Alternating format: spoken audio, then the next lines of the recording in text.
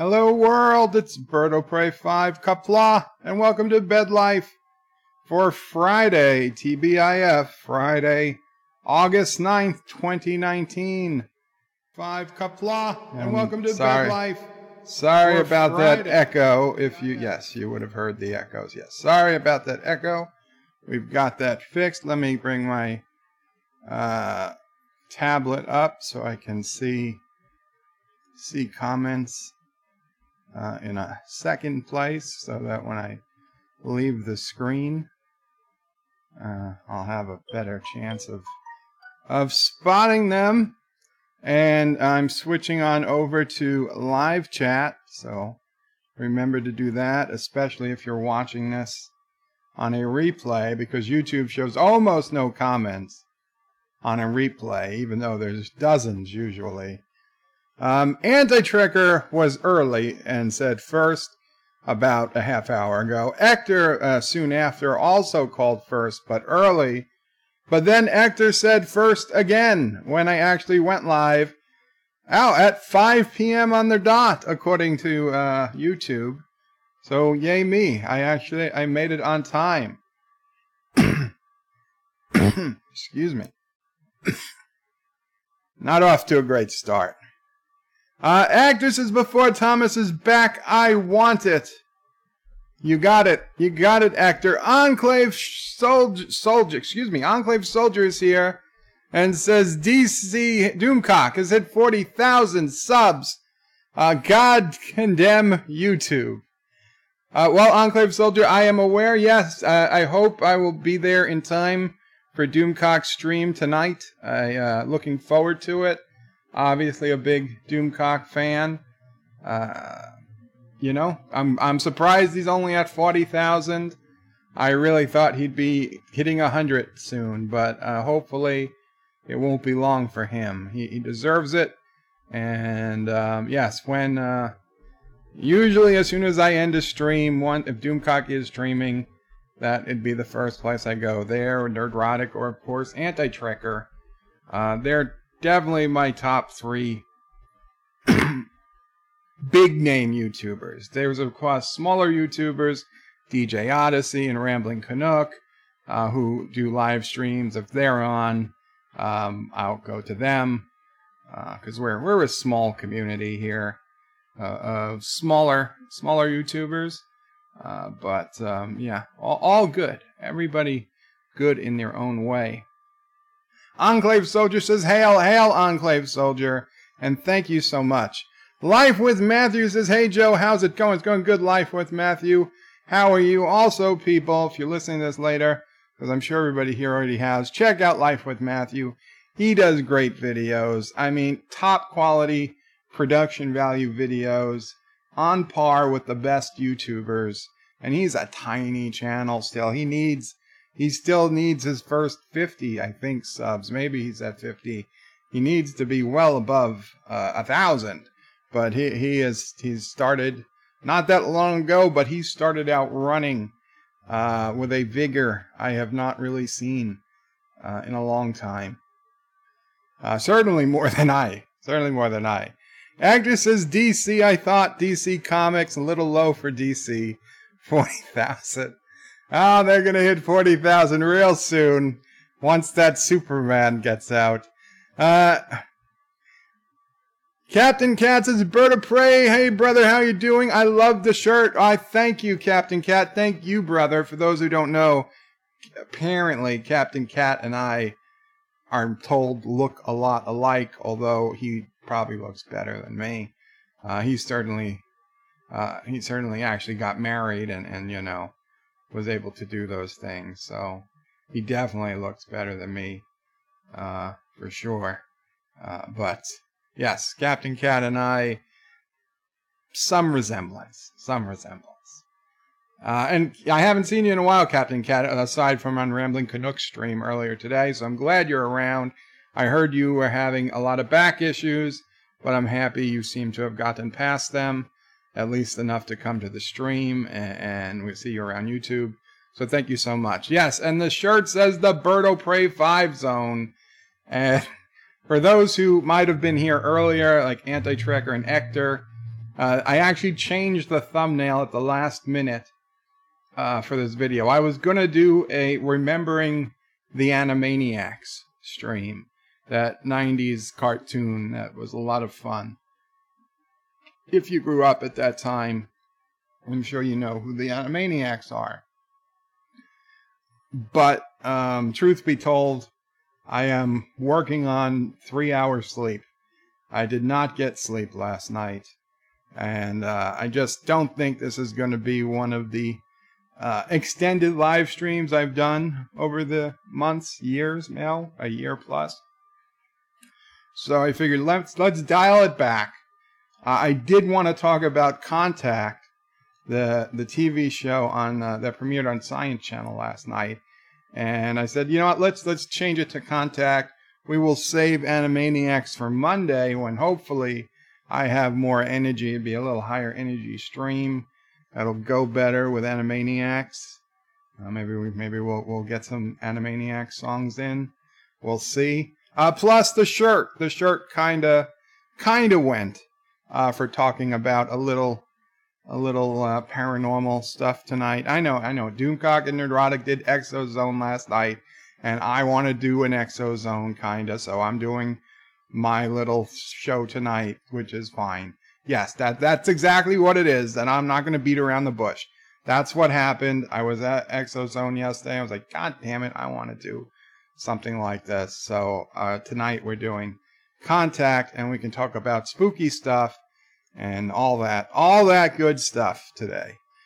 Actor says, why does that t-shirt have an arrow pointing down? There is no such arrow. Actor, I believe you might be seeing things. Not Ryan Johnson says, hello in Qapla, not Ryan Johnson. I hear thunder coming. Oh yeah, right before I started, there was some thunder rumbling.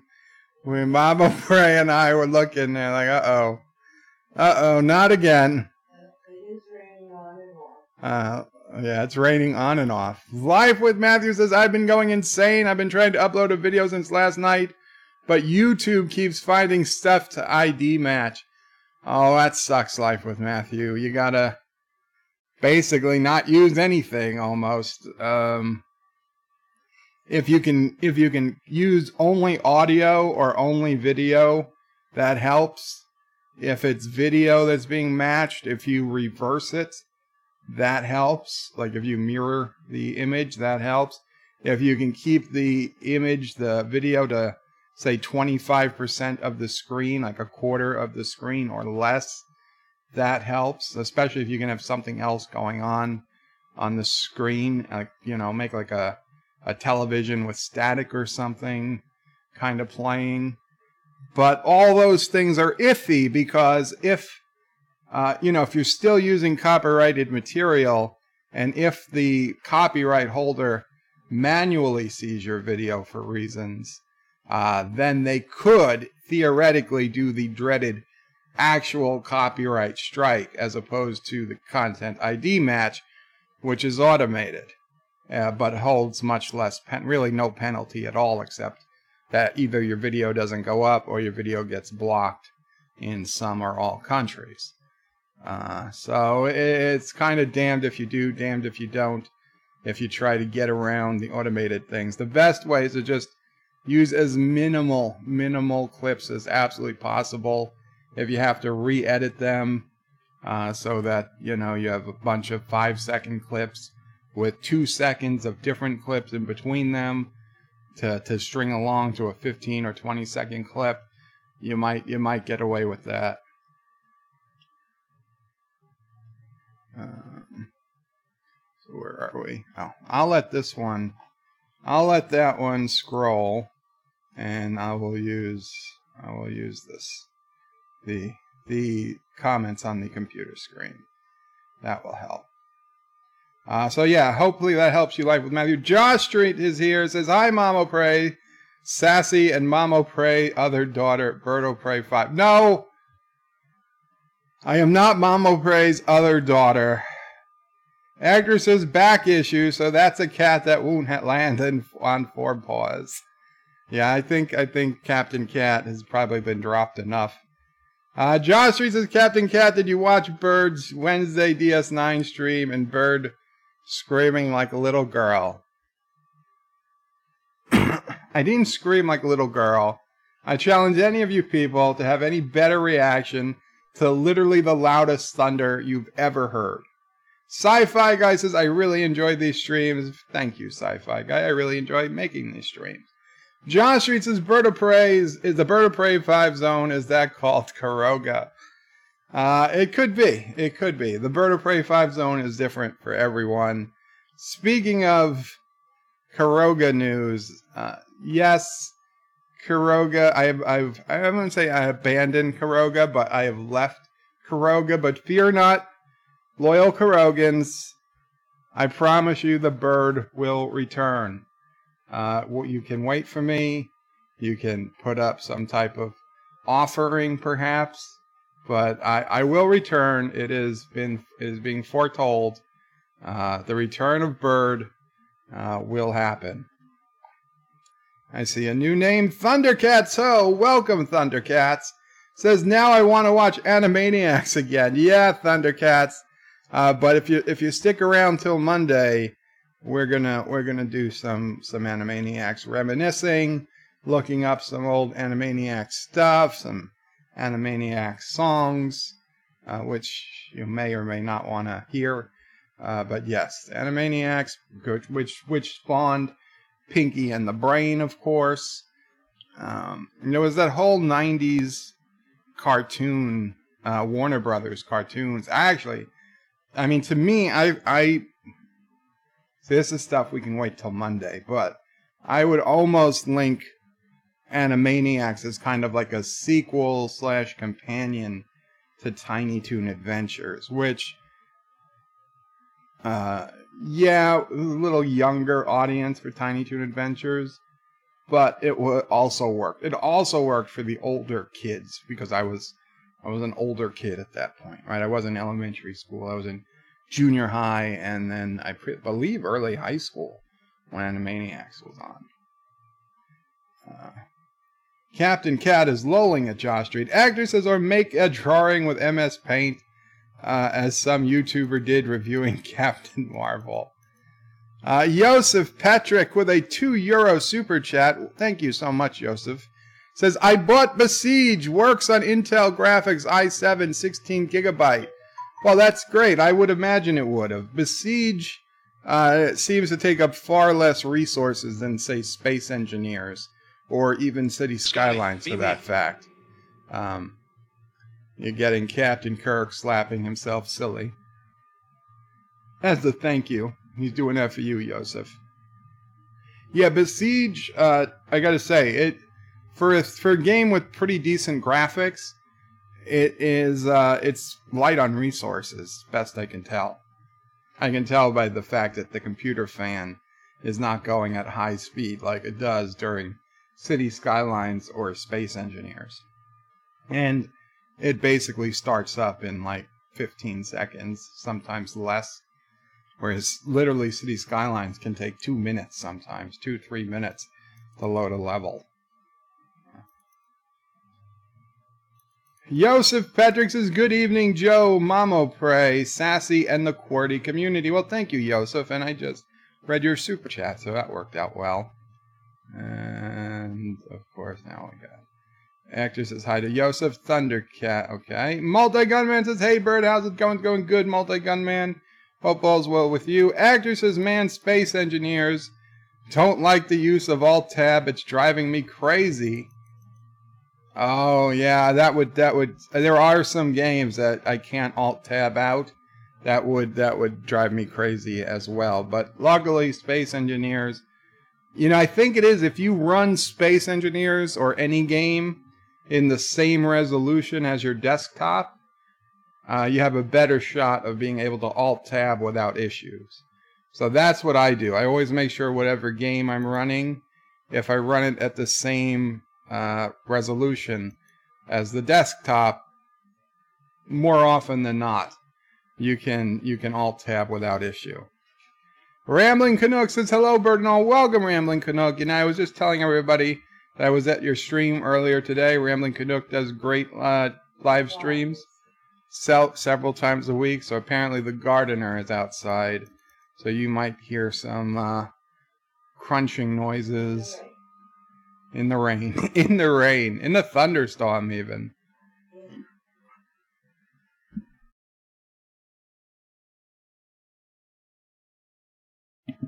Excuse me. Coughing. Captain Cat says, wow, howdy all, says DJ Odyssey. Captain Cat says, I missed that. Oh, yeah, you want to check that out. Yesterday's stream. Wednesday's stream. Not Ryan Johnson says, I've heard thunder super loud during a storm and never screamed. I yelled out, WTF, though. Maybe I heard it louder. I'm just saying. It's possible. And DJ puts in a link to the... I'm sure it's the video where I scream. There you go, Cat. Lol. Captain Cat says, with this bird will return. No, well, that bird returns every so often, Captain Cat. But, no, bird, the great leader of Karoga, will return one day soon. Or at least one day. Not Ryan Johnson says, bird screamed. Need to put the video in a loop. Anti-Tracker did yesterday. Anti-Tracker spent 80% of his live stream yesterday putting that video of me into a loop. And then anybody who super chatted him gets to see and hear it. Although he slows it down, as if I don't talk slowly enough already. Anti-Tracker has to slow it down by like another 20%. Actor says the video of Burnham... Josh Street says, Bird, try reacting to an F5 tornado hitting on the other side of town. Well, hopefully I never have to. Actor says the video of Burnham dying needs to... me screaming needs to be put in a loop to the video of Burnham dying. Thundercats Ho says, time for dad joke. What, you have back issues? You mean like Spider-Man, Superman, etc.? Very cool. Yes, very funny. Very funny dad joke. I have back issues of a magazine called Odyssey, which you used to get as a kid. You know, if you were a kid in the 80s into science and space, maybe you had a subscription to Odyssey. That was a cool magazine, and I've got a box, not of all of them, not even of most of them, but of a handful that I must have kept for reasons. And still, after 40, well, I guess I wasn't 0 when I got them, but 30 plus years, I still have them somewhere. How they made it through 3 or 4 home movings, changing houses, I have no idea. No, I don't. I don't want them now, but thank you. Dan23 says, hey, welcome, Dan. DJ says, really good if you slow it down 25% to catch the reactions on his face. Captain Cat says, damn, that was loud thunder. It absolutely was. In fact, I posted on the local group, and a bunch of people responded, yeah, that was the loudest thunder they ever heard. DJ says, hit that damn like button, people. Thank you, DJ. John Street says, Captain Cat, on tonight's Anti-Tracker, wait until you see how his new super chat image. Yeah. Captain Cat's long. Multi-Gunman says, I watched the DS9 documentary last night. I thought it was pretty good, but I have to watch the DVD version because my Blu-ray player was acting up and would only play DVDs. Wow, that sucks, Multi-Gunman, but I'm glad you got to watch it. Check out that HD footage when you can get the Blu-ray player working. Mostly the battle footage. The other footage is nice, don't get me wrong, but if you can watch that battle footage, that really makes, I'll be honest, that was worth the money I paid for the entire thing. Those 2 minutes of HD upscaled battle footage, amazing. The Dominion War footage. Yosef says, Multi-Gunman, I like the songs with the end credits with the Alum Hooray. Did they end on Alan Moraine last night? That's how tired I was. Captain Cat says, I got the Blu-ray version of DS9 documentary, but I don't know if it includes the DVD version. If you've got the, I think it's from Shout. If you got the commercial version, then no, it's just the Blu-ray or DVD. But if you got the backers version, like if you had ordered it from the DS9 documentary website, then it's a combo DVD. On one disc is a DVD and one disc is a Blu-ray. It's two separate discs in one case. And it says on it, Backers Edition. Multi-Gunman says to Yosef that he agrees they were good. Dan23 is lolling. Actor says, at least you slow down. You don't sound like a little girl screaming.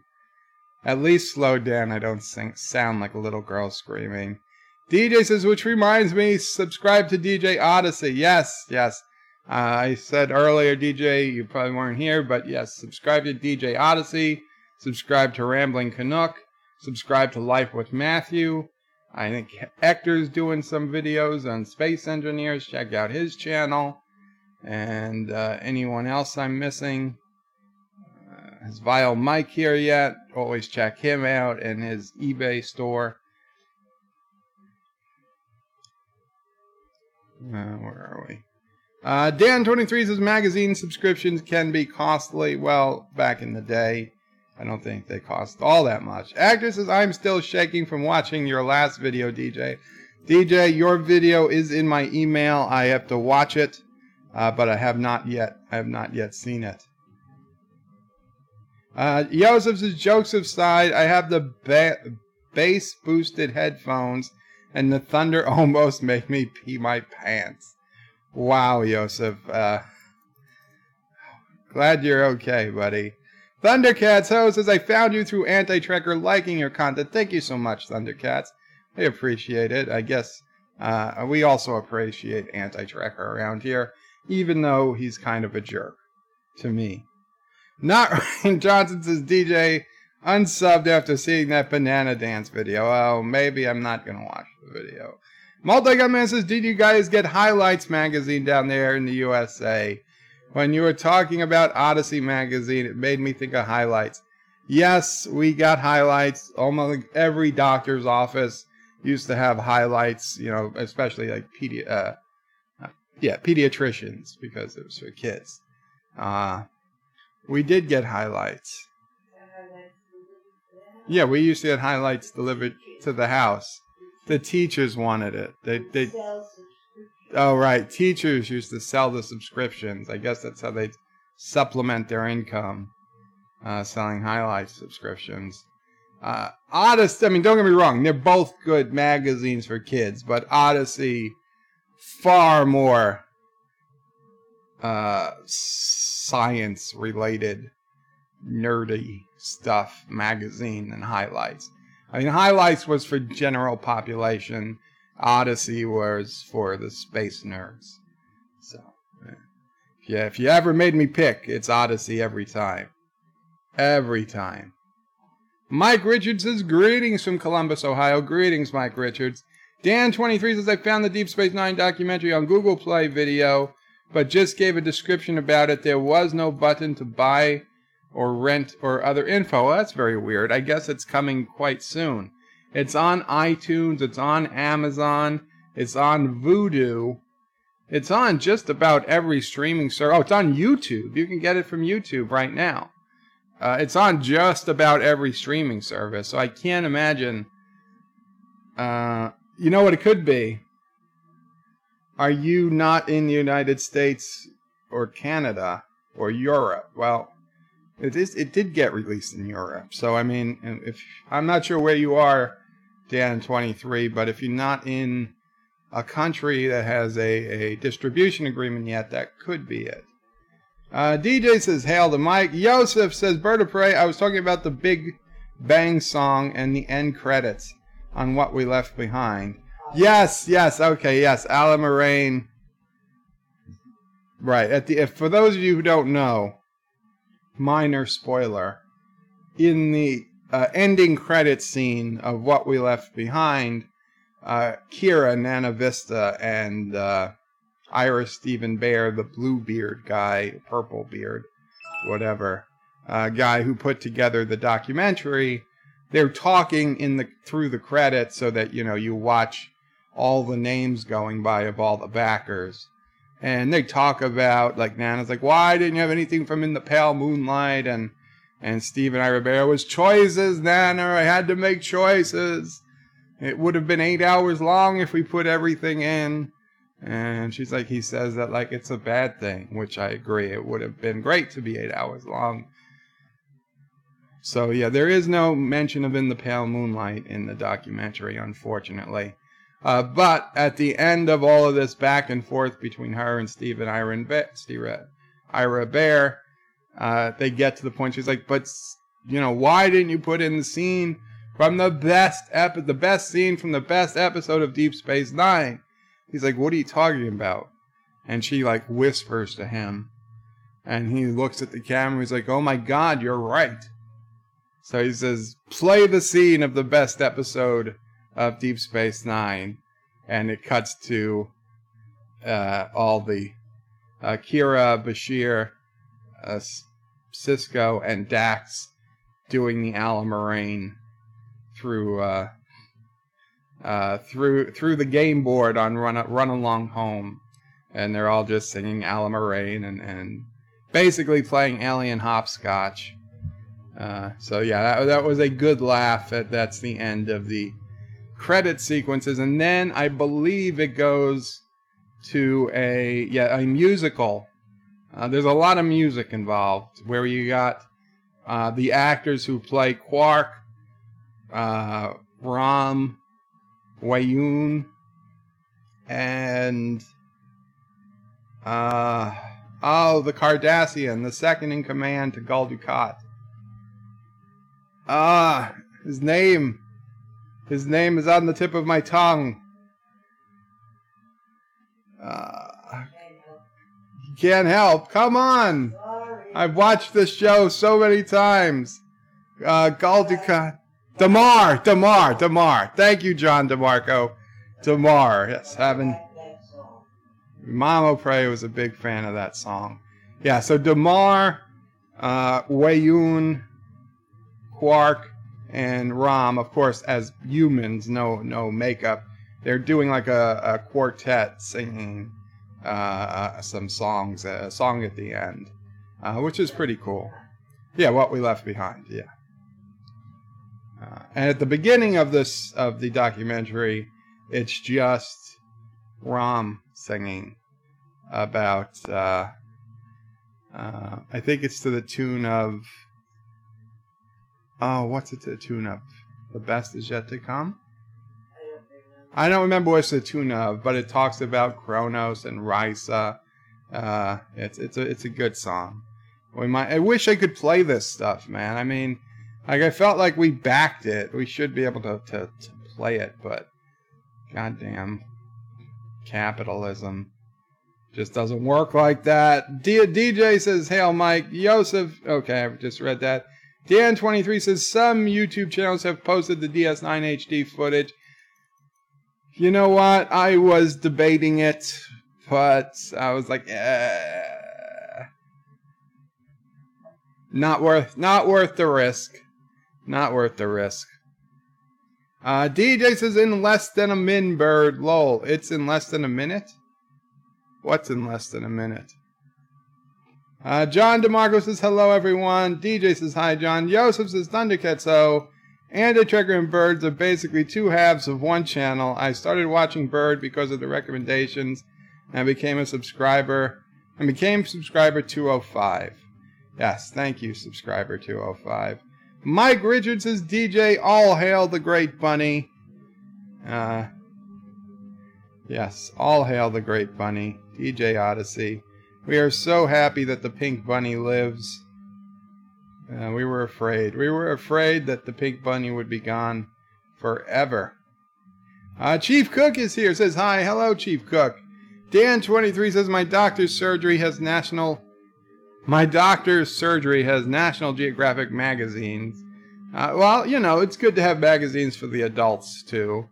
Actor says, I'm like subscriber 40 of DJ. Long time ago and still one of the last. Well, DJ needs some more subs.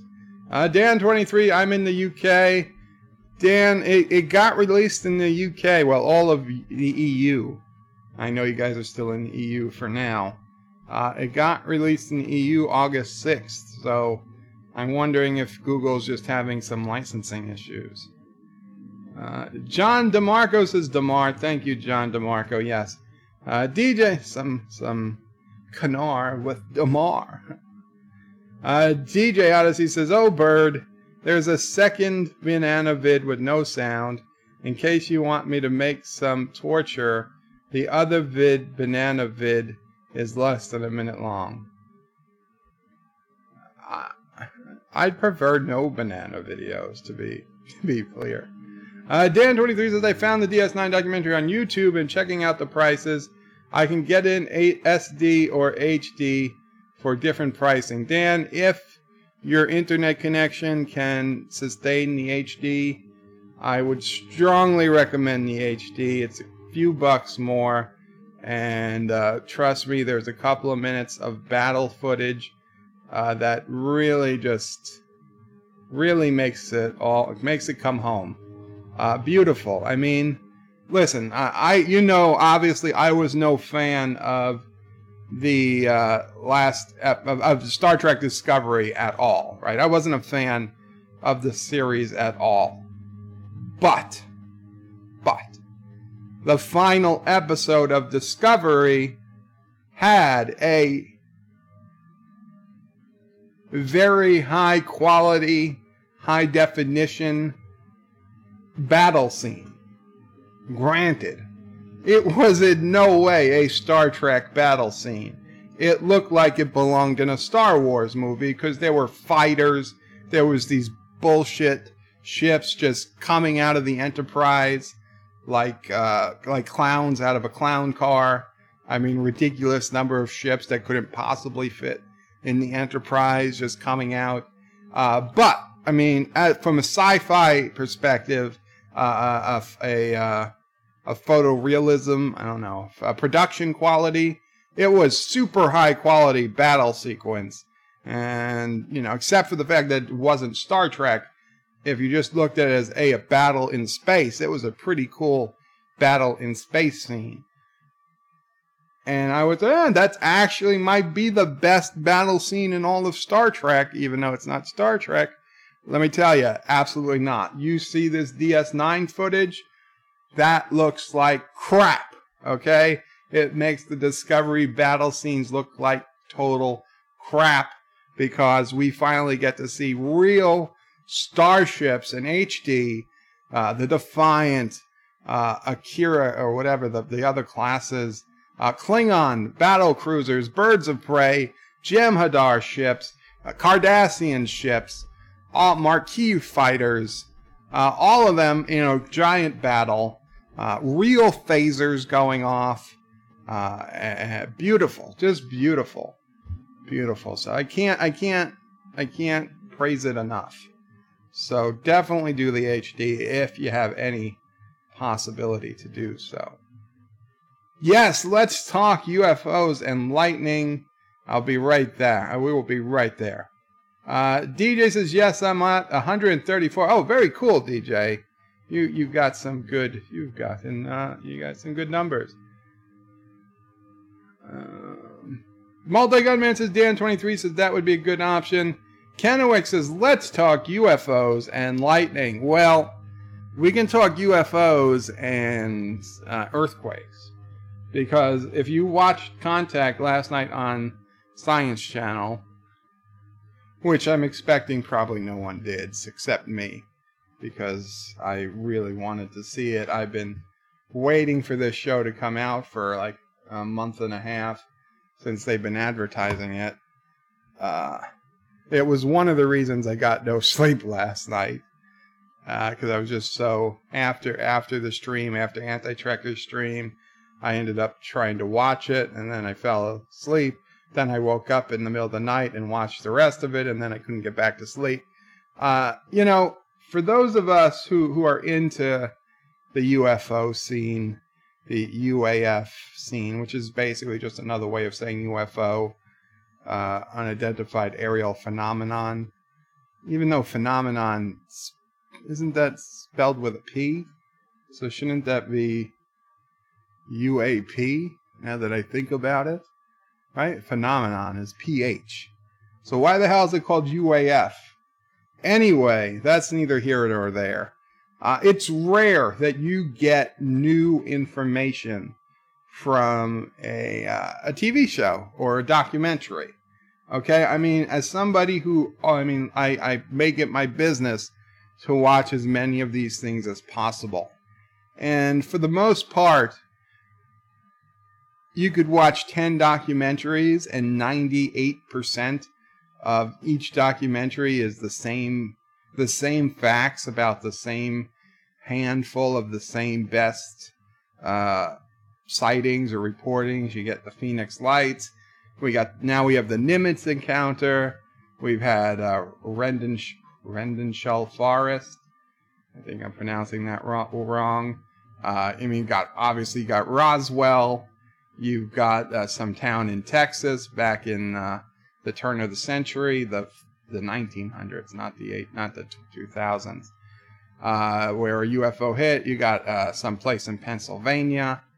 You've got a UFO in Israel. You got a UFO in Iran. You've got, the big one is the Japanese pilots who saw a giant ship outside while they were flying a 747. And they had to make an emergency landing in Alaska for that one, and the pilot ended up getting fired for coming forward. Some big, they're the same handful of big stuff.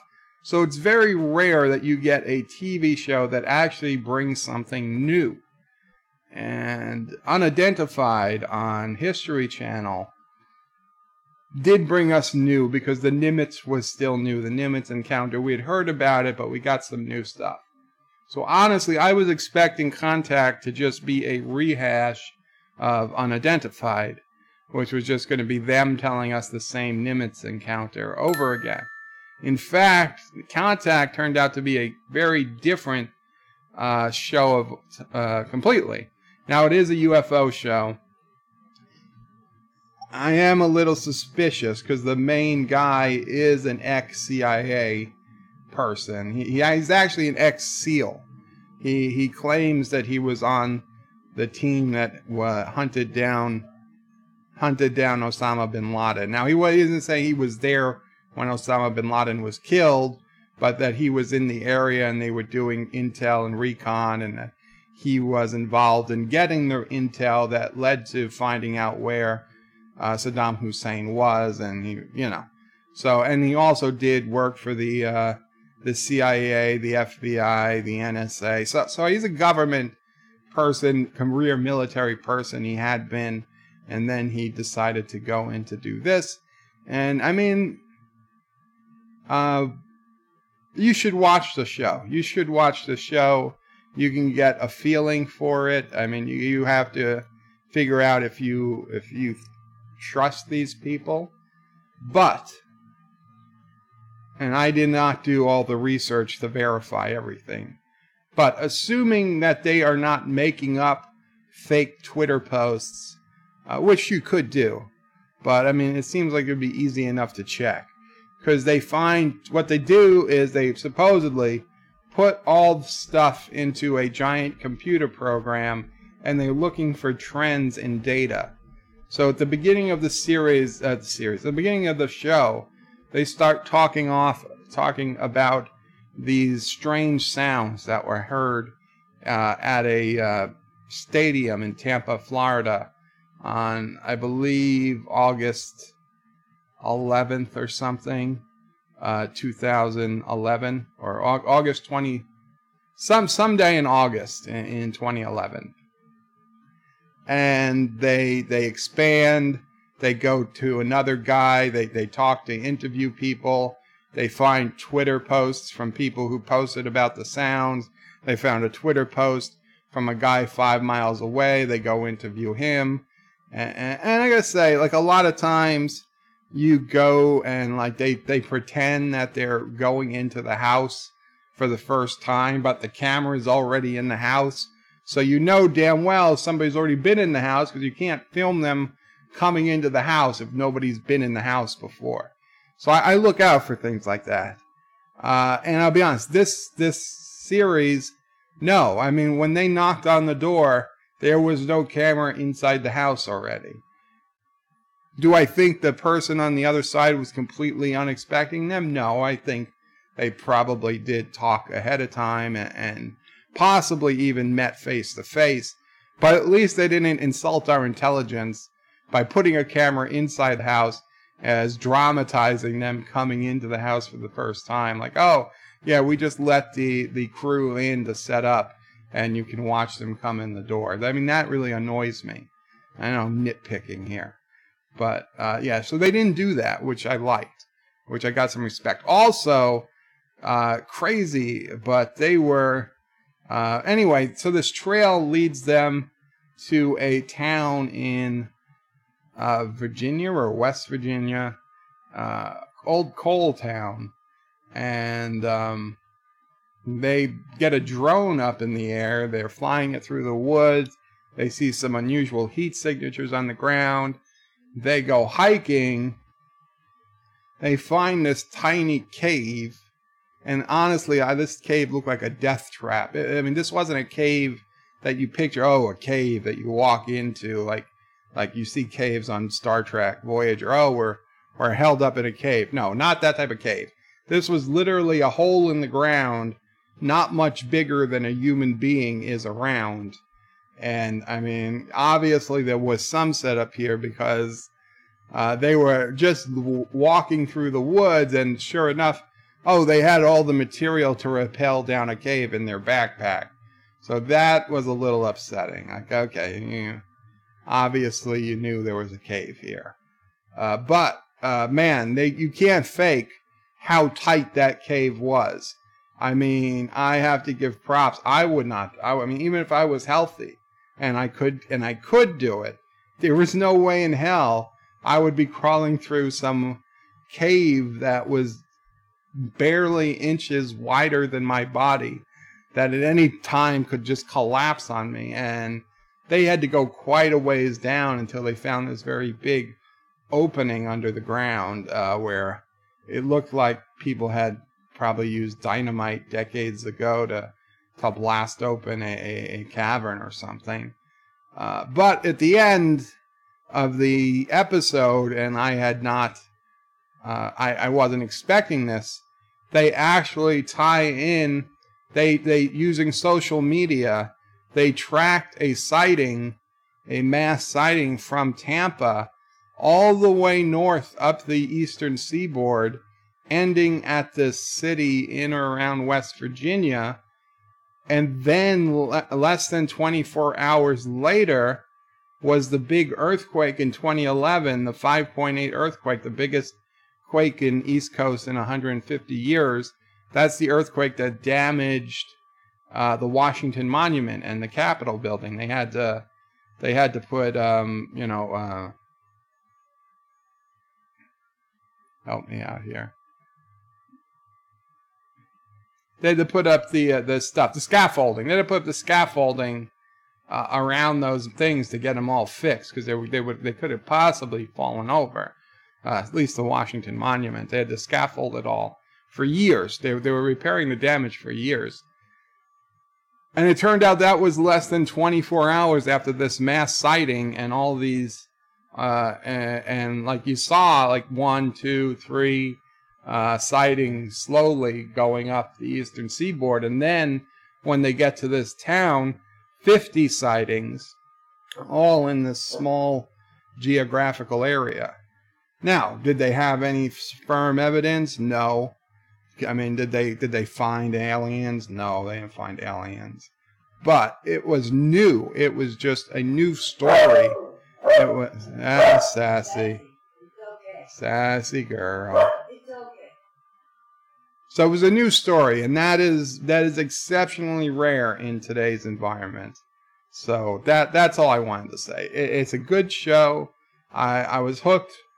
Episode 1 probably couldn't have been done much better.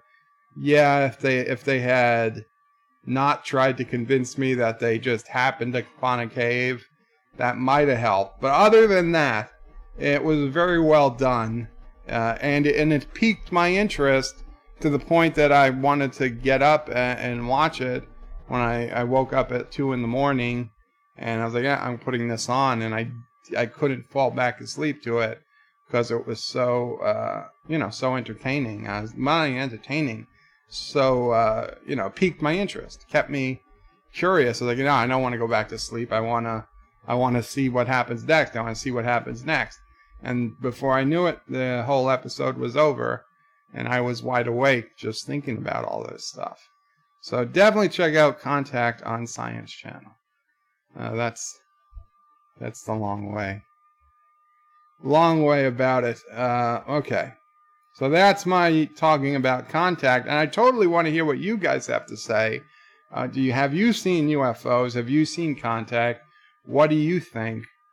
I'll be honest. The very best UFO documentary I've ever seen. It was on History Channel. It was called The Best Evidence to Date, or something to that effect.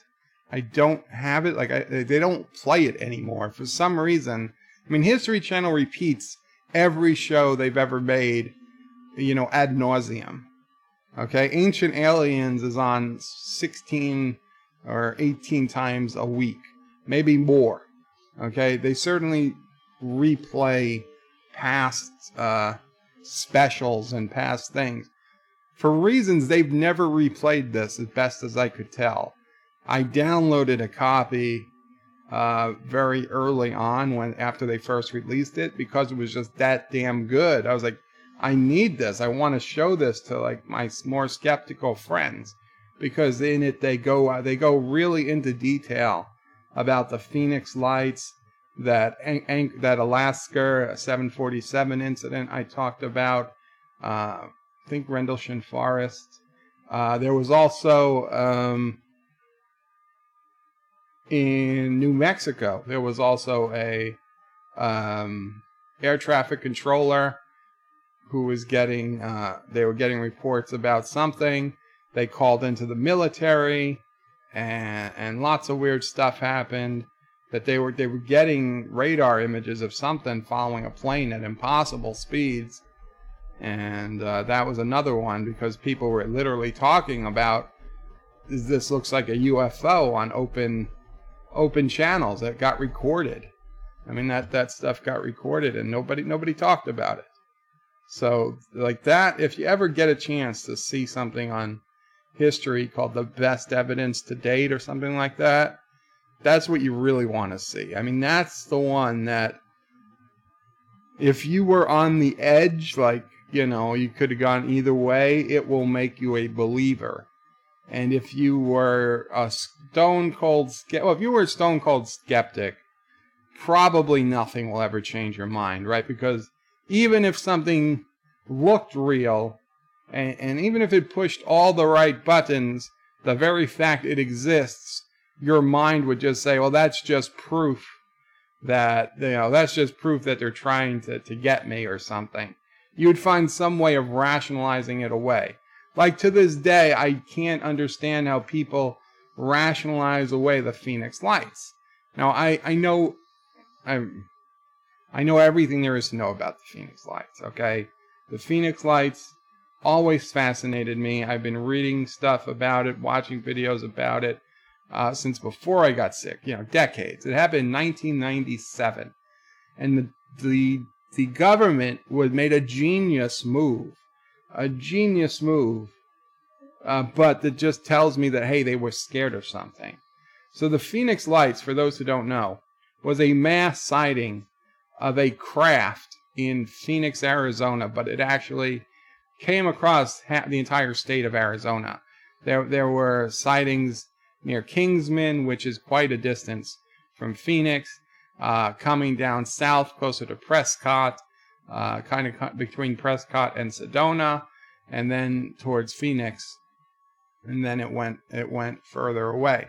So the problem was that this started before 8 p.m. 8 p.m. local time, and it wasn't pitch black yet. So if you looked up, the first people who saw a black delta-shaped craft with 5 lights in a triangle formation, in like a flying wing formation.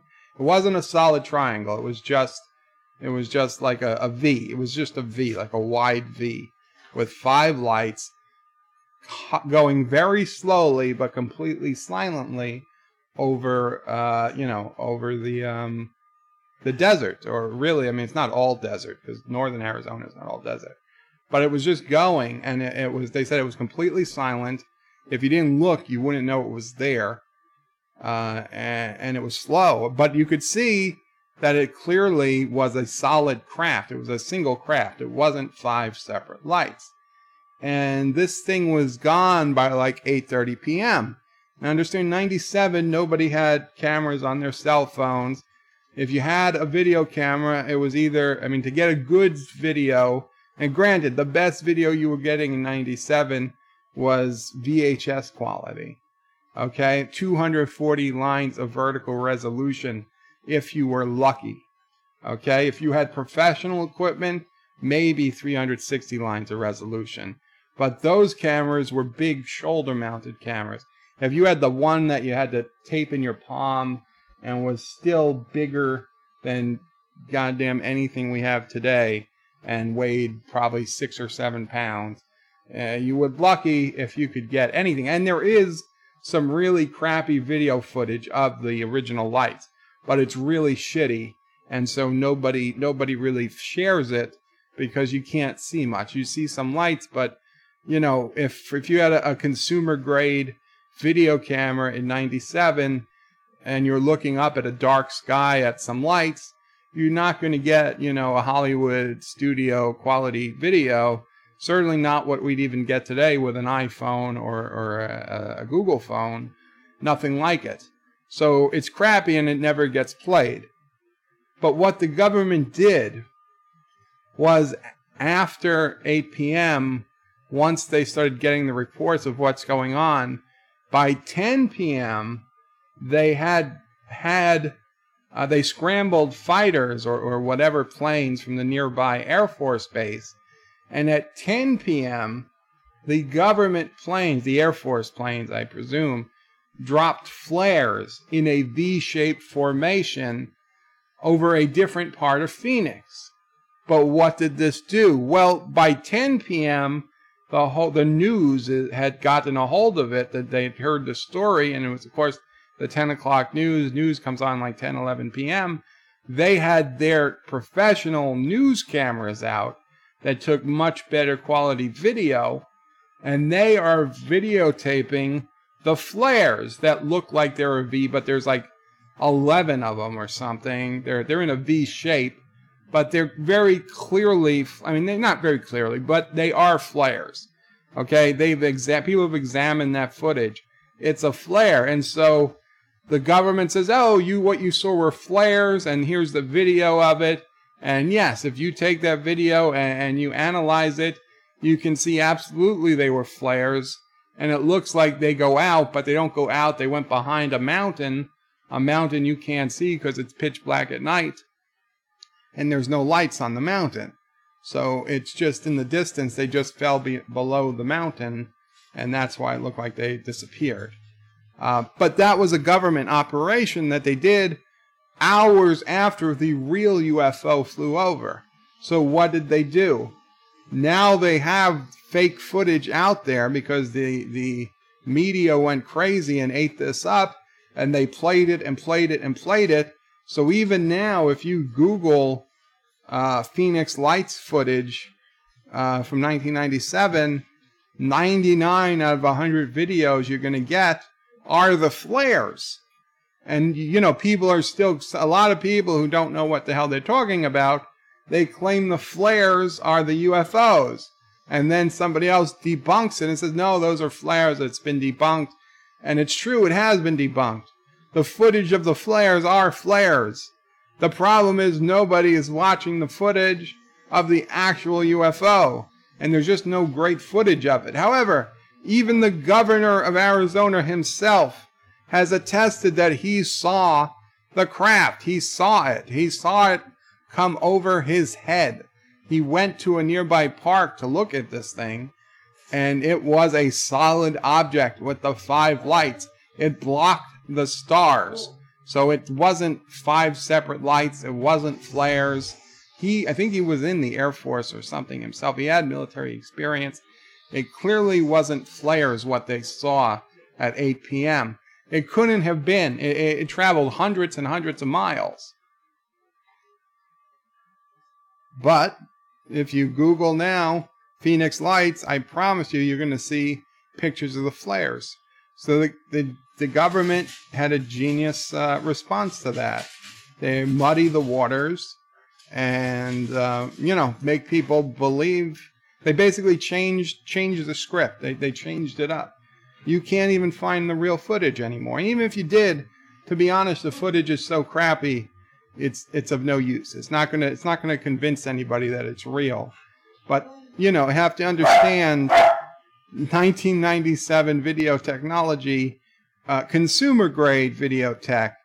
Maybe 1% of the people who have cameras now had cameras then. Even less of that 1% knew how to use it correctly.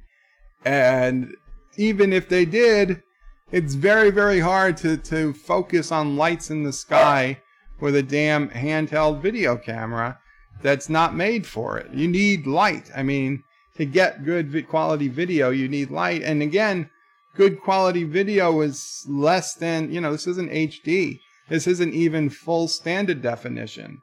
This is VHS quality, which is pretty crappy compared to anything we've seen today. So yeah, there's my Phoenix Lights rant. I hope you guys have been talking. Hope you guys have something to say about it. Well, we'll keep saying.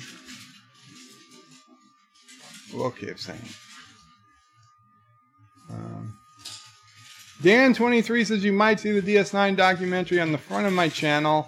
It seems to put videos there when I add them to lists. Yes, YouTube does do that. So people, if you want to see it on YouTube, check out Dan23's channel. Or type in what we left behind. It should come up. John Araki says, Qapla, John Araki. Now I'm way behind. DJ says, ladies love a big banana. Yes, but I'm not a lady, DJ. John Araki says, Captain Cat, where have you been, brother? Bromringo. Well, he told me his back has been out, so go easy on him.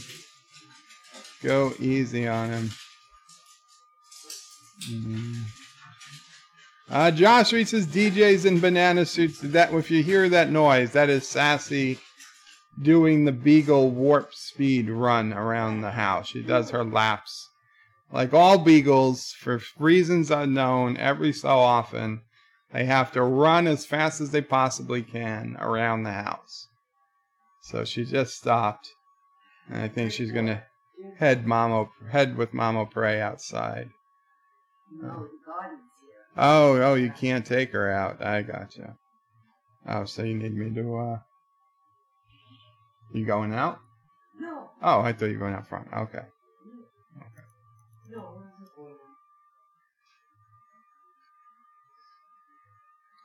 boiler? Josh says DJ in a banana suit is just wrong. DJ, stick to the bunny suit.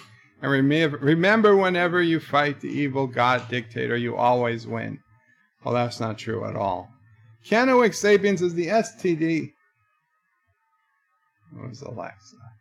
Canoic says the STD finale battle scene needed a John Williams soundtrack. Needed something. Joseph Patrick says the HD is cranked up to the max. Not even the movies look that good in HD. This whole documentary looks crisp. Absolutely. Yeah, that battle footage, it's like I said, it is literally the best in all of Star Trek. That includes all of the movies. That includes Nemesis. That includes First Contact. That includes the Wrath of Khan. Don't get me wrong, Wrath of Khan battle scenes were pretty good, especially for their time. But that DS9 footage, the best in all of Star Trek. And just understand that it's 50 years of Star Trek, and we have the best 2 minutes, 3 minutes battle in this documentary. Kennewick says the STD finale battle. Yes, I'm sorry, I read that. Miss Pac-Man says buzz droids. Yes, the Discovery droids. Oh, who knew the Enterprise had these droids that pop out of the saucer section to repair the ship? If only Scotty knew about the droids, that probably would have come in handy for the next 30 years that they use the Enterprise. Or the Enterprise A, which presumably would still have the droids. Multi-Gunman says, like clowns coming out of a clown car. Bird of Prey 5, that's a good description of the STD battle scene and Discovery in general. Bird, lol. Thank you, Multi-Gunman. I hope DJ or somebody does add that to the quotes list. Not Ryan Johnson says, yes, the battle scene in STD had an Iron Man suit. Right, oh yeah, the Iron Man suit. Chief Cook says, you guys still talking about lightning again. Well, I was talking about UFOs. Kennewick Sabian says, just noticed Bird's shirt. Cool. Need to stare at Bird's chest more often. Joseph Patrick says, Kennewick, we basically come here only because of the fashion trends and his looks. Ah, the truth comes out. DJ says, not at the moment, Chief. Not Ryan Johnson says, I show up for random bird screams. I show up for the random bird screams and rants. Miss Pac-Man says, Fumi doo doo dee dee dee. Fuminian doo doo dee dee dee. Fuminian. Okay, I'm missing it, but very good. Dan23 says price ranges from €349 to €999. The DS9 documentary. Well, the $349 sounds like a rental price, and $999 sounds like the purchase price for the SD version. Thundercats Ho says, I must go, but before I disappear tonight, Peter picked a pack of pickled peppers. Good night from the UK. Good night to you, Thundercats. I'm sure you've already had to leave by now because I'm way behind on the chat. But thank you so much. Peter Piper picked a pack of pickled peppers. Good. Yes. Peter Piper picked a pack of pickled peppers. What the hell's a pack? A pack of pickled peppers? I've never heard that term. No. Dan23 says, what was the Japanese or Asian thing that people seem to like? A huge hologram of a castle in the sky. What was the Japanese or Asian thing that people seem to like a huge hologram in the sky? The Japanese pilot? I mean, I don't think it was a hologram. Joseph says, good night to the UK. Dan23 says it was 22:39 in UK time. And that was 23 minutes ago. Good night, UK. Have a good night. Joseph says, I am 1 hour in the future, Dan. Dan23, he has a keen eye. Kennewick says, I went splunking once. Definitely not like on TNG or TOS. Spelunking. Dan23 says, one time people thought they were UFOs. One time people thought they were UFOs were lived, but they were just cheese lanterns. Chinese lanterns. A peck is equal to 1/4 bushel. So a peck is 1/4 of a bushel. You learned it here first. Thank you, Mama Pray. What's a bushel? I mean, I know what a bushel. 4 pecks. Don't tell me a bushel's 4 pecks. It doesn't work. It's okay. It's okay. We will. How many pounds are in I don't. Okay, people thought they were UFOs, but they were just Chinese lanterns. Yeah, I could see that. But these were not Chinese lanterns, nor Chinese lanterns are not, they can't fly 400 miles, and they're not clearly a V-shaped black craft. Personally, the Phoenix Lights, do I think it's aliens? Probably not. Probably not. What I think the Phoenix Lights were a military test of a stealth blimp. Because the blimp would be damn near silent. It would be relatively slow. Now, people said it was a mile wide. Now, to be honest, people probably just didn't realize how low it was to the ground or something in this test. Now, why would they test this aircraft over a major city? Maybe to see what happens. I don't know, a reaction. Maybe they even had the flares set to go off, maybe they had it set off ahead of time. Maybe it was well thought out. But 97 figured we probably already had drone technology that it just wasn't public. And we probably didn't have the distances that we have today for drones. So I'm just thinking, could a stealth blimp be kind of like an aircraft carrier in the sky for drones? And I mean, you're like, why the hell would the military need a stealth blimp? I agree. But the stealth blimp is something the military did talk about developing. There was talk about it. There was rumors. We never saw any pictures of what it might be. And I think we were told it never happened, but that doesn't mean it didn't. So a stealth blimp could well be what we saw. But the point is that it wasn't flares. I'm not saying it was aliens, but it wasn't flares.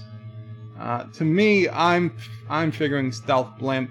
I don't know if we use it in combat. I kind of doubt that we would use the stealth blimp in combat, because it seems like it would take forever to get to the other side of the world, Plus, it just seems like it would be too easy to target. But I guess if you don't know it's there, you wouldn't know to target it. And I just suspect that it's kind of like an aircraft carrier for drones. Or at least that was the goal. For all we know, it never got used. It was a single test flight, and it landed back and got dismantled. I don't know. But I really don't saying that. I'm not saying that it was aliens. I'm just saying that it wasn't flares. Other things are aliens. Believe me. I mean, like the 747. Now the gardener is outside and it's really loud.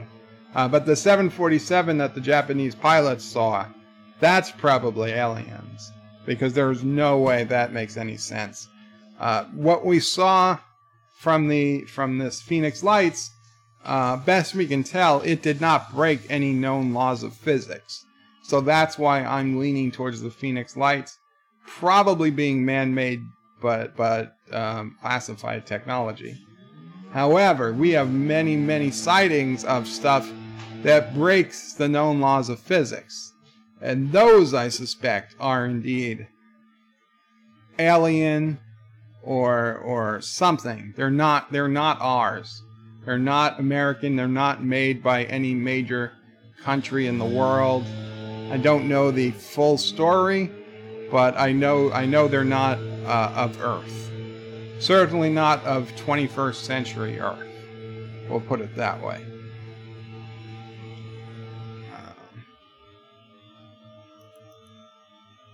Dan23 says there's an Enterprise episode on Vulcan where Captain Archer, he goes down this really tight cave passage with the rocks in it. Yes, that is true. I do remember some tight caves on Enterprise, but I'm thinking Voyager, the episode where the Kazon finally take over Voyager, and the evil Kazon, do they just kill the entire Voyager crew, which, let's face it, it's what I would do. If I was taking over an alien spaceship and I know these aliens were dead set against me, and I'm already a war crime, evil dictator that kills people all the time, I would just kill the entire crew and beam them into space and not purposely put them on an M-class planet where they have half of a shot to survive. That's not what I would do. But anyway, on that planet, there were lots of big, wide caves. And you just walk into a cave. It's got, an 8-foot ceiling. It's probably like 8 feet wide. A few people can walk past you at the time. It's perfectly horizontal. For some reason, it's not going deep into the ground. The rocks aren't jagged. That's not what caves are. Real caves are not places you can just walk through. At least not most of the time. John Iraqi says sightings, just swamp gas reflecting off Venus. DJ says I came to Earth in a UFO. Well, good for you, DJ. Did you come to serve man? That's the only question I really need to know. Not Ryan Judge's DJ. That explains everything. And then says, I know I was the pilot, remember. Yeah. So DJ comes from a race of giant bunny people. Which is fine. We're okay. We're down with the giant bunny people. And what happened? I lost my feed. There we go. Gotta bring it back. We've got to bring it back. I clicked the wrong thing. Going back to live chat. How far back are we?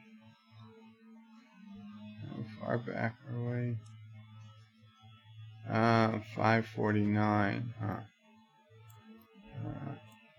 I'll have to switch to here.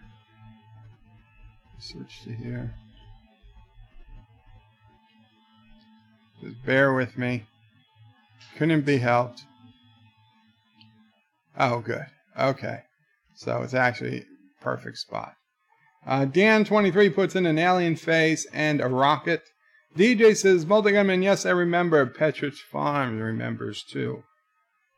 Multigunman's lolling. Actor says, Black Delta, Section 31 confirmed. That could be. Joseph says, I totally believe in the U in UFO. Once you dig deep enough, it becomes only an IFO. Currently, we are as a planet again in the asteroid belt. So, yes, unidentified flying object. There's nothing means alien, right? UFO does not mean alien. UFO simply means unidentified. And if you look hard enough, it becomes identified. So I assume he means that's what an IFO is. I mean, I've seen footage of people claiming, oh, this is a UFO, And no, that's not a UFO. It looks exactly like what it looks like when I've released, when I was younger, like 10 silvery mylar helium balloons. Okay? And I let them go up into the air for 20 minutes.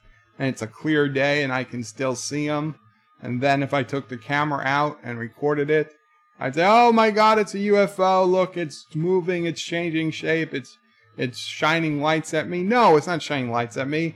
They're balloons. They're moving. That's why it's changing shape, but they're tied together. And occasionally it reflects the sun at me. So that's why it looks like it's reflecting light.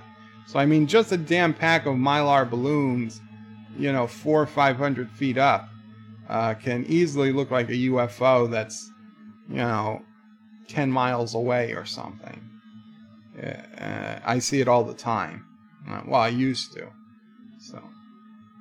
So yeah, and you can't just assume if every UFO story was correct, especially just take all the crashes, right?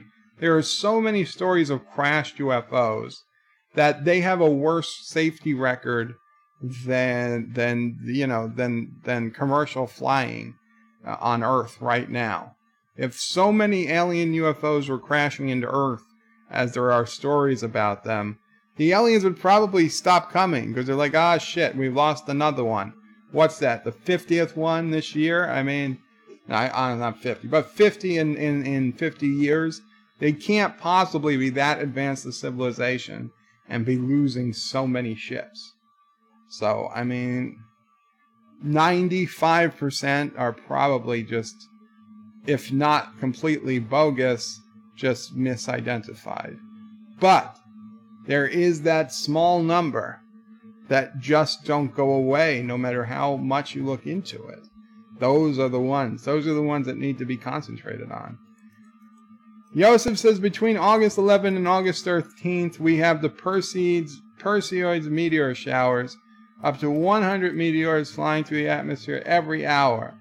Well, that's interesting and cool, and that would make sense. But the noises they heard, they lasted way too long to be a meteor.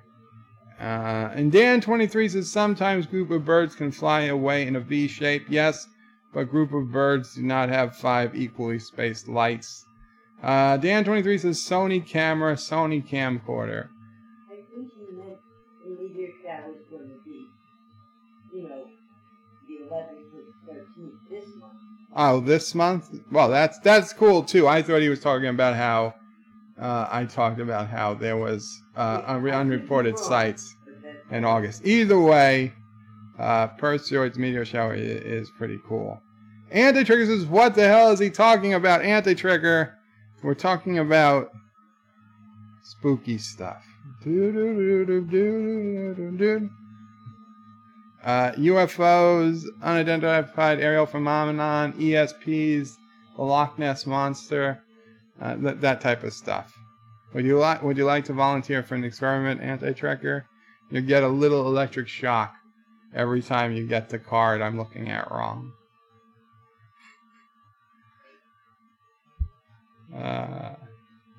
Kennewick says UFOs in Phoenix in 1997. Oh, yes, that's what I was talking about. Not Ryan Johnson says you don't want to know. Anti-Trigger says, oh, okay. Dan Doyle is talking about UFO sightings in Phoenix Lights, I think. And Hector says aliens. It's aliens. It's not aliens. I'm not saying it's aliens, Hector. I'm just saying it could be aliens. Multigun says Anti-Trigger, the Kurogan invasion of Kurdistan. Miss Pac-Man says, I don't know if aliens have been here, but there must have been other populated planets. No one can state definitively there isn't. Absolutely. There must be. DJ says, I am an alien. I think we should probably listen to him. Not Ryan Johnson is saying it was not saying it's aliens, but it was aliens. Bird of Prey 5. Yes, that is the meme from the Ancient Aliens guy, Tulusco. It's a Greek name. I can't pronounce it. Hector says the bird zone. Yes, well, the Bird of Prey 5 zone. Dan 23, the people of Roswell during the crash said that aliens were called the Greys. Hector says he's missing the crow's nest wig. Oh yeah, I could have put on. I mean, I could have let down my hair. Miss Pac-Man says I've seen the footage. Those flared trousers in the sky are terrifying. DJ says we are waiting for him to scream like a little girl again. And the trigger is dead. The search for intelligent life in New York continues. Still nothing. Well, if people from Tennessee are searching, maybe they just can't recognize it. Not Ryan Johnson is lolling. DJ says, now I know why there are so many crazy people in New York. It has to be something in the water. It's possible. Miss Pac-Man says Muddy Waters is great. Not Ryan Johnson says birds stop making New Yorkers look worse than we already are. DJ says too late, not Ryan Johnson. Too late, says Anti-Trucker. He's lolling. Multigun says DJ Odyssey is due to neuralizers from the Men in Black movies. You know what? Speaking of Men in Black movies, I did see Men in Black International.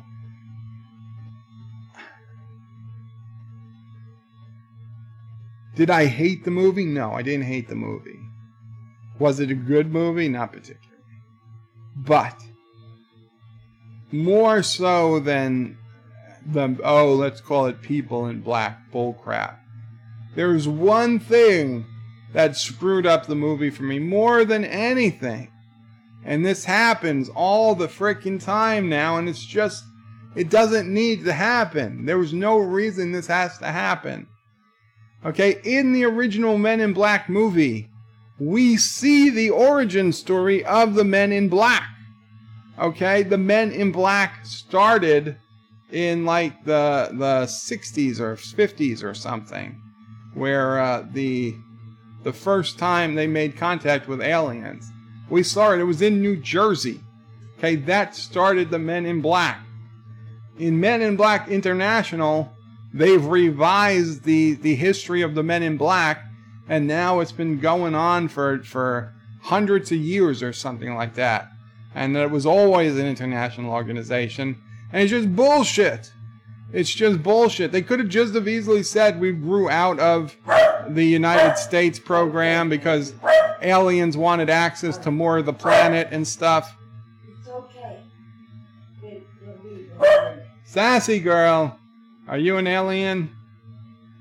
So yeah, they could have just said, they could have made up 100 different reasons and just not screwed with the mythos, with the backstory of Men in Black. But they had to do it. Why? I mean, even if all you saw was the original Men in Black movie, you should know how Men in Black started. I haven't seen the original Men in Black in probably 10 years, but I remember the start. I remember how it started. And as soon as they started saying, oh, it's going back hundreds of years or something, I was like, no, this is not right at all. Stop the pressure, stop the movie. Demand it gets recut. They have to edit this movie right now. Yeah. It pisses me off because it doesn't have to. They don't have to do it. They're not adding anything. They just take it away, and it pisses me off. Dan23 says there are 4 lights, then there are 5 lights in Star Trek Tangent. Yeah, I knew someone was going to make that joke. I was trying to figure out how to add it in. Not Ryan Judson says, son of a bitch. Well, he says S-O-B. S-O-A-B. Andy Trigger says, yes, the sudden Beagle run is so funny. Yeah, now that is unexplained. Actor says, I'm sure Beagles don't do that. Eyes at Anti-Trigger. No, she does. Auntie does that. Anti-Trigger said she does. Yes, and Sassy answers. Beagles have 2 speeds. Sleep and warp 9. DJ says sudden Beagle... just read it. Oh, sudden Beagle run.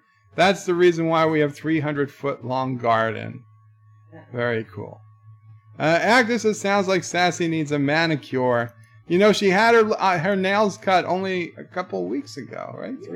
2-3 weeks ago. But you are absolutely right, Actor. She did kind of scratch me up when I was playing with her yesterday. Josh reads his bird. Don't you know Beagle running around as fast as they can to keep the world spinning? Is that what it is? Well, then, Sassy doing a good job, baby. Mike Richards says, I know that cats can get to the 11 p.m. I knew that cat get the 11 p.m. Zoom. I knew that cats get the 11 p.m. Zooms. Okay, like running around at 11 p.m. Yes, zooming. DJ says Bird needs a this space for rent t-shirt. Actor says it was the last episode the cocaine reserve stashes were open in the writer's room. Dan23 says I saw a clip of the actress who plays Michael Burnham on Discovery, and she said when she put on the angel suit in the last episode, she knew this was Star Trek. It's the same woman who held the phaser backwards. Okay, even if you don't know Star Trek, which obviously she knew nothing about, how is it that you hold a phaser backwards? That's like me not knowing what the hell a water bottle is and holding it like this while I'm acting, right? I'm trying to drink from the water bottle because I'm too stupid to realize that this is clearly the opening of the water bottle. Okay, this is literally what she was doing with a phaser. There was no excuse. There's no excuse. And just because they only filmed a second of it before a producer or somebody came in and said, hey, Michael, you got that backwards. It's no excuse that it even happened. She should have been fired right there. Like, I'm sorry, you're not working out. We're going to go in a different direction. DJ says she doesn't know anything. Mystique LeBeau, welcome Mystique. She's an idiot. You know, she's not an idiot, okay? She's just an idiot when it comes to Star Trek. I'm sure she's a smart actress, person. Obviously, you don't get where she is by being an idiot. But she doesn't know Star Trek, okay? She has no business on a Star Trek show. Agnes says, I thought that was Jon Snow. DJ says, hail Mystique. Joseph says, I knew it was no more. And I knew it was no more Star Trek. Yeah. DJ Odyssey says, cheese lanterns. I don't know what I was reading, DJ. Joseph says, bonjour, Mystique LeBeau. Bonjour. Dan23 says, no, what I mean was that a few years ago, the news people somewhere in Japan, Asia, saw what looked like an image of a giant castle in the sky. Oh, well, that is weird. A giant castle in the sky would probably freak me out more than a UFO. Actor says, bushels, pounds, pennies, feet, all nonsense. Yeah, Actor, there's two types of countries. Those that have been to the moon and those that use the metric system. DJ Odyssey says maybe Bird was driving and lost his directions. I don't know. Dan23 puts in a little UFO. Actor says most blimps barely register in radar already. Well, then it makes it very easy to make a stealth blimp. Mystique says Guten Tag, Joseph Patrick. Guten Tag, Mystique. Not Ryan Johnson says, have a good time, everyone. I'm heading to dinner with the family. Stealth blimp, I'm definitely out, lol. It's a legit thing, Not Ryan Johnson, but have a good time with your family. Yes, I can. I'm still reading comments, but we're going to the backup. I'm going to come in this side. Okay, so I will put the camera back on. Oh, I forgot to turn the fish on. There we go. Let's get the fish up. It's not a live stream without the fish. I mean, I guess technically it is. Oh, sassy girl, come on. Come on. Mama Pray's going out to close the gates now that that is wrong. To close the gates now that the gardeners are hopefully finally done. So then her and Sassy can go outside. Yes, Naren doesn't have a good time at dinner.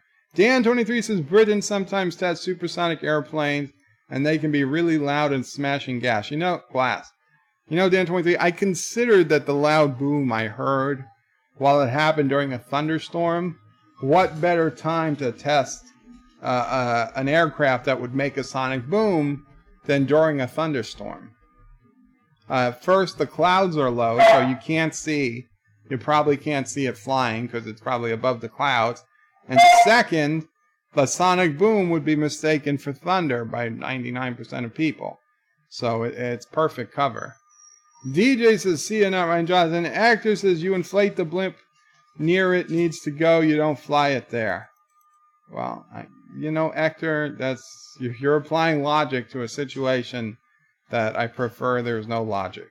Mike Richards says Karoga needs a stealth blimp. You know what? I think we should work on one.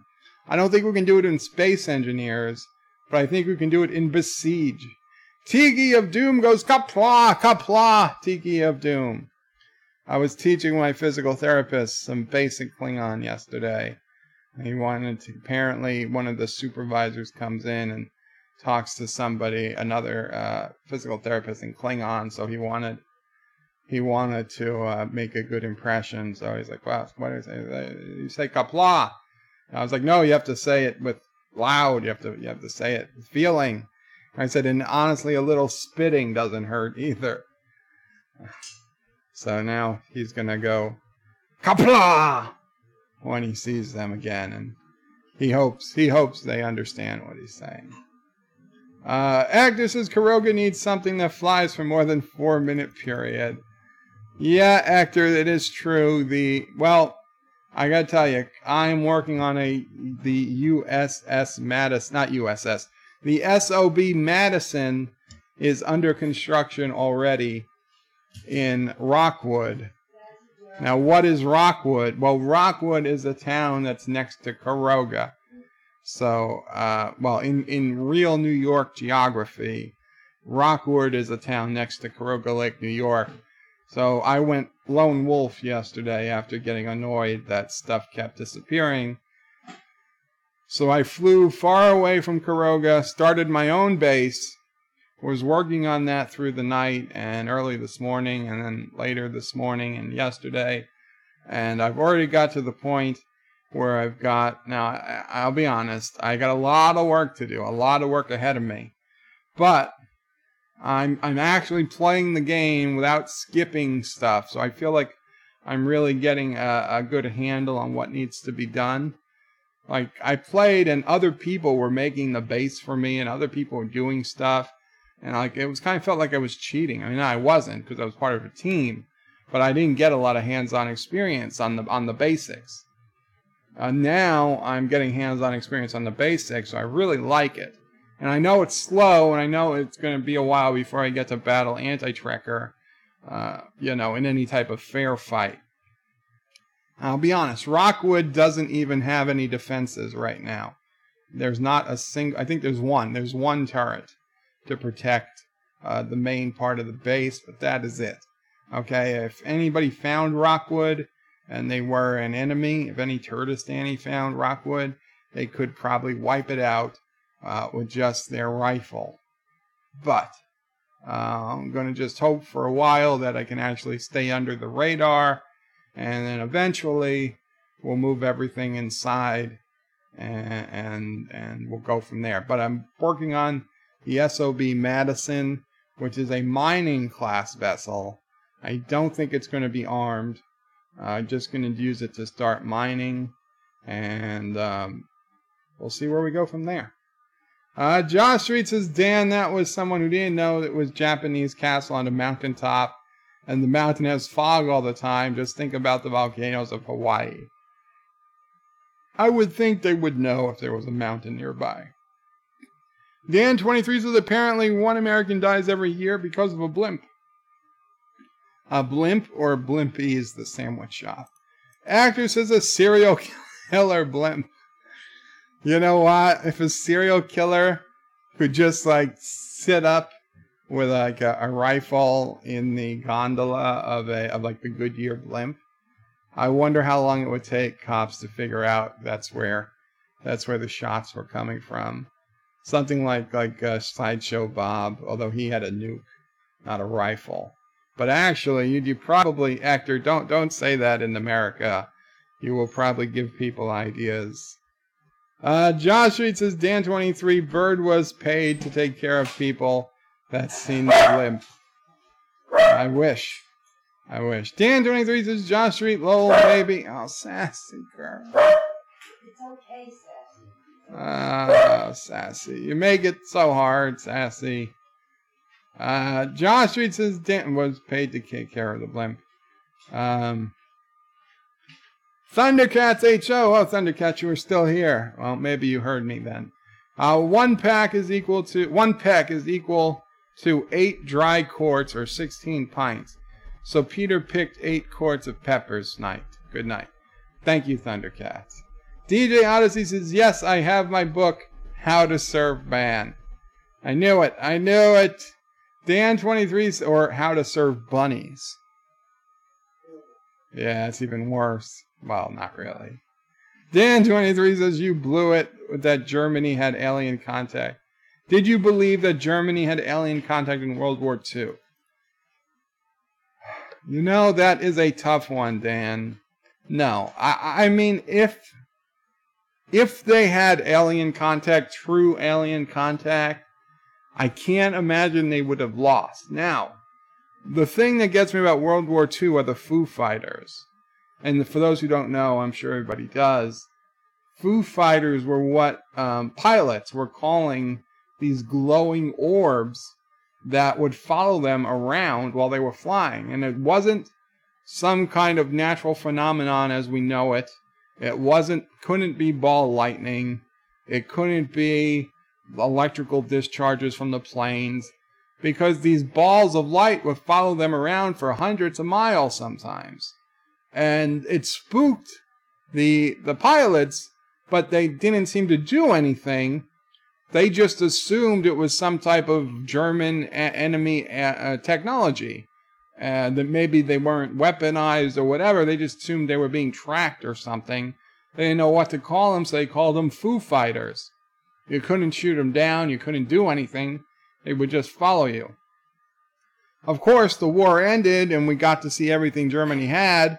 And we know that, at least as far as it was ever released to us, they didn't have any technology resembling that. And if they did, I can't imagine they would have kept it limited to fighters or planes, orbs, to orbs that don't actually shoot or anything. They would have used that technology to win the war. So clearly, and I gotta say, if they exist, hundreds of pilots reported it. So how can you say it not exists? It's just that it's so old, you're like, there had to be an explanation. But what? I mean, at this point, we pretty much know what happens when people fly, when aircraft fly. I mean, people still fly World War II aircraft today. They're not seeing the Foo Fighters. I mean, but they had to have been there. Actresses, the Greys, the Reptilians, the Ashrons, the Goa'uld, and the Pink. Are those the official aliens? Yeah, Dan23 is asking the Pink. Yeah, the Pink refers to DJ.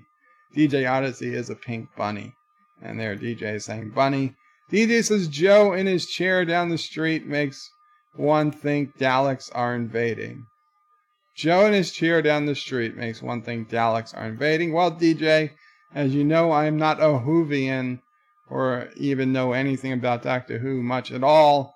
I have no idea why you would say that.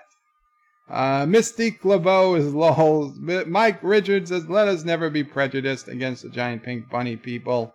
They mean us no harm. That is true. They only want to serve us. Dan23 says, oh.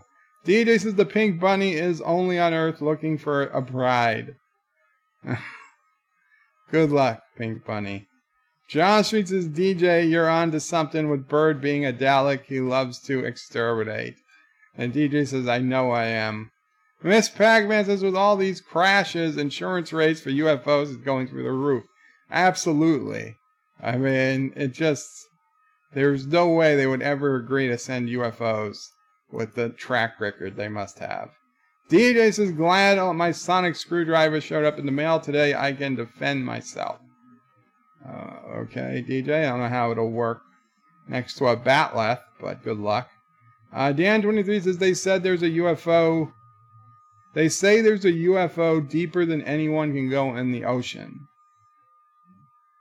Well, who says that? I mean, I know a lot of people claim there's underwater UFO bases, but it seems pretty convenient to say, oh, there's a UFO so deep that we can't ever see it because it's deeper than we can go. And DJ puts in poop. Why, DJ? Why are you putting in poop? Is Trolita here? We haven't seen Trolita in a while. Dan23 says, I didn't like the film Cowboys versus Aliens. I thought the fact that aliens were coming for gold was kind of stupid. But, spoiler alert. But, I didn't hate it. I didn't love it, but I didn't hate it. Joseph says, fun fact, the meteor shower is an annual thing. As Earth comes into space in the orbit, even the Hubble is closed to protect the mirror. Oh, that's very cool. Josh Street, I think it had to be probably early 90s, but one year, and I think it was this show. I think it was the August show. One year, we were due for what they called a meteor storm instead of a meteor shower. And that was when the meteors come down like at least 10 times more quickly than they do during a meteor shower. Like instead of 4 or 5 an hour during a meteor shower, there's like 4 or 5 a minute. And so we were upstate at the Adirondacks house. Now that house, I don't know why, but I mean, I know there's no lights nearby. I mean, we're the only house that you can see, and even the houses around it are lights are few. There's few and far between. The nearest street light is like a quarter mile away. So you look up at the night sky there, and you see a ton of stars. At least you used to. I haven't been up there in a long time, but I can't imagine it's changed that much. But I mean, coming from New York City, where you see almost nothing, you go up there, it's like amazing. And we were up there one night for the meteor storm, and it was incredible. I was outside, and it was dark because it's pitch black out there. It's the middle of the woods. I mean, I was scared. I'm a city guy. I did not enjoy being outside in the pitch black. I'm hearing animals all around me. There's bugs. But I'm looking up at the sky. It is incredible. It is just raining meteors. Like, I can only imagine, what did people 100, 200, 400 years ago think when they would see something like this? I mean, obviously they would think that something bad was happening, because, I mean, just seeing these constant shooting stars, and it went on forever. It went on so long that I got tired. I had to go in and go to sleep. I pulled the bed near the window so I could kind of look out the window and keep watching as I fell asleep. It was incredible, but it was going on for so long I got tired of it. Not physically tired, not bored, but tired, too tired to watch. Amazing. I've never seen anything like it before or since. I'm not sure if we'll ever have another meteor storm. I assume maybe, but I haven't heard of one since. And the other thing is that for whatever reason, even though the Adirondacks house is maybe 40 miles from Albany, which is a major city, and maybe 15 miles from a decent-sized town that's certainly got, street lights, I see more stars up in the Adirondacks in upstate New York than I've seen in Hawaii. And you would think Hawaii, your island's far from anywhere. You'd see more stars. Nope. The desert, Arizona desert, where there's nothing around. Nope. Close, but still more in upstate New York. And even out at sea, okay, miles from shore, out on a cruise ship, miles and miles from shore. You look up, you still don't see the same number of stars. I have no reason to understand why, but the amount of stars you see up at that Adirondack house blows away anything I've ever seen before, or since. I was sure, I was like, I'm just going to be, when we go out on a cruise, it's going to be great. Just imagine all the stars you're going to see when you look up. No. Maybe it was cloudy. I don't know, but I was very, very disappointed with the amount of stars. So if you want to see a lot of stars, get a cabin in isolated Adirondack Mountains of New York.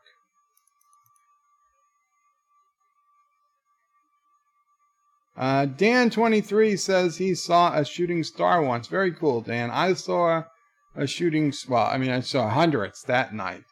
But just random shooting stars, I've seen twice, at least. Both times were in the middle of the day, and both times I was driving. It was just weird. Just perfectly right in front of me. I looked around. I was driving. I was on a highway. Nobody was really reacting. It wasn't that crowded. And then another time I was pulling away to go up to the Adirondacks, and I was pulling out of my spot at my apartment building, and I looked forward, and again I saw the shooting star, and I took that as a good omen. It was a good trip, but I wasn't super, super good. I didn't win the lottery or anything, but it was a good trip. DJ says, I saw a full moon. Good for you, DJ. Participation medal. Actor says, where's Trolita? Why are so many people pooped? Why are so many poops pooped out? I have no idea. DJ, maybe she's on vacation. It is that time of year. DJ says, just checking Actor to see if she was lurking. Joseph says MIB International was one forgettable popcorn fun. Yes, exactly, forgettable. Mike Richards is Dan23, so I shot back. Mystique says Sassy is so wise. Joseph says MIB will become Section 31. Dan23 says I'm trying not to get any spelling incorrect. Well, that's good. It's always a noble goal, of course, one I often fail at. Miss Pac-Man says, hee hee, please review Men in Black International. I think it would be funny. I gave you the biggest part of my review already. The most annoying part was the fact that they crapped all over how MIB started. The rest of it was forgettable. I mean, whoever said that, forgettable, was right on the money. Joseph said it. Right on the money. It wasn't terrible. I mean, otherwise it wasn't terrible. Man, yes, the whole thing about the woman coming in, changing everything up. Why the Chris Helmsworth character became like a loser. And okay, well, he got, he couldn't be trusted anymore, and she had to show him the way. And whatever, you know what? It's not something I enjoy seeing, but I can put up with it if the rest of the movie is good. But that wasn't what got me. It was the lore. They changed the lore, and they had no reason to.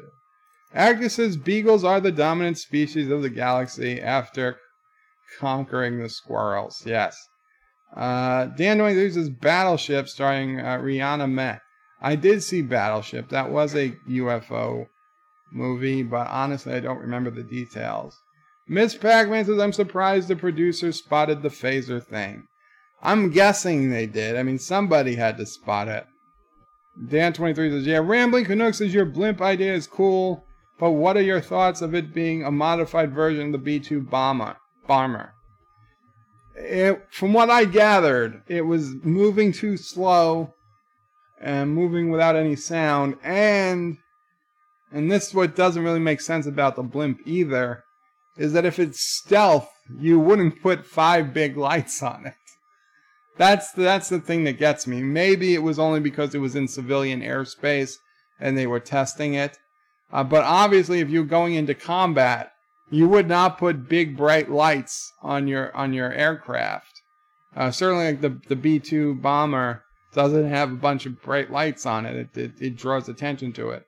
No, it's painted black so you can't see it across the night sky.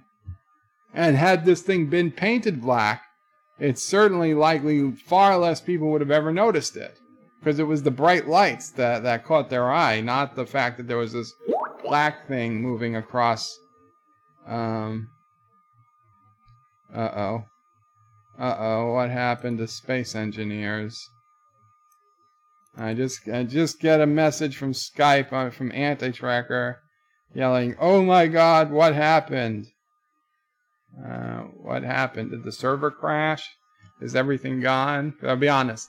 If everything I did this last day is gone, I think I'm done. I think I'm done with the game. It's taken too much time. Let's see. I gotta find out. I'm sorry. He's typing. Server went down while working on my ship. Oh, well, that happens. Okay.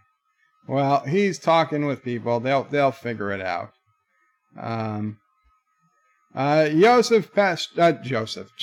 says the thunderstorm is the perfect time to test a phaser killing an enemy of Earth.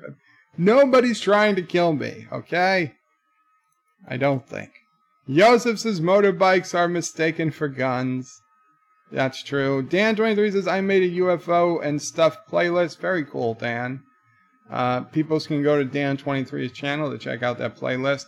I spent most of the morning trying to sleep and listening to Bright Insight. For those of you who don't know, Bright Insight is a great channel. It's got millions of views, subscribers, I believe. So I assume you all know who Bright Insight is. But he talks about a lot of fringe stuff, or just stuff that's not, not accepted by mainstream academia. Mostly things like ancient civilizations, Nikola Tesla. He really does he has a whole playlist on philosophy. And I'll be honest, I really believe it because of the way he said it, and in my own life.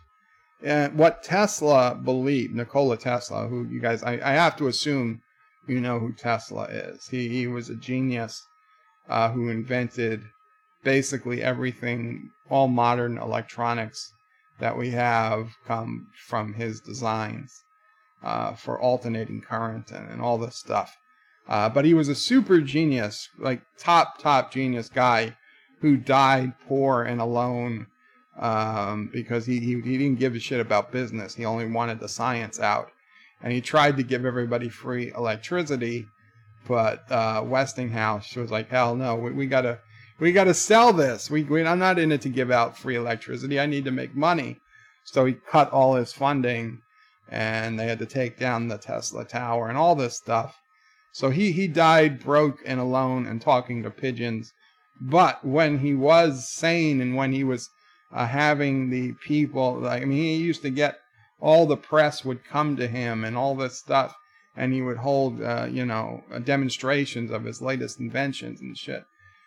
He was a super genius, but he didn't say that.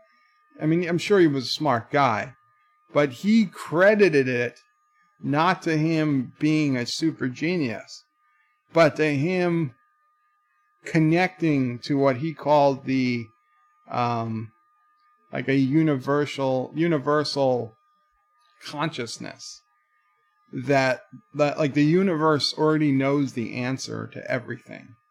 Okay, if you need to know how to how to make electricity from water or something, it's out there. It's already known. Like everything that can be known is already known. You have to just tune into it.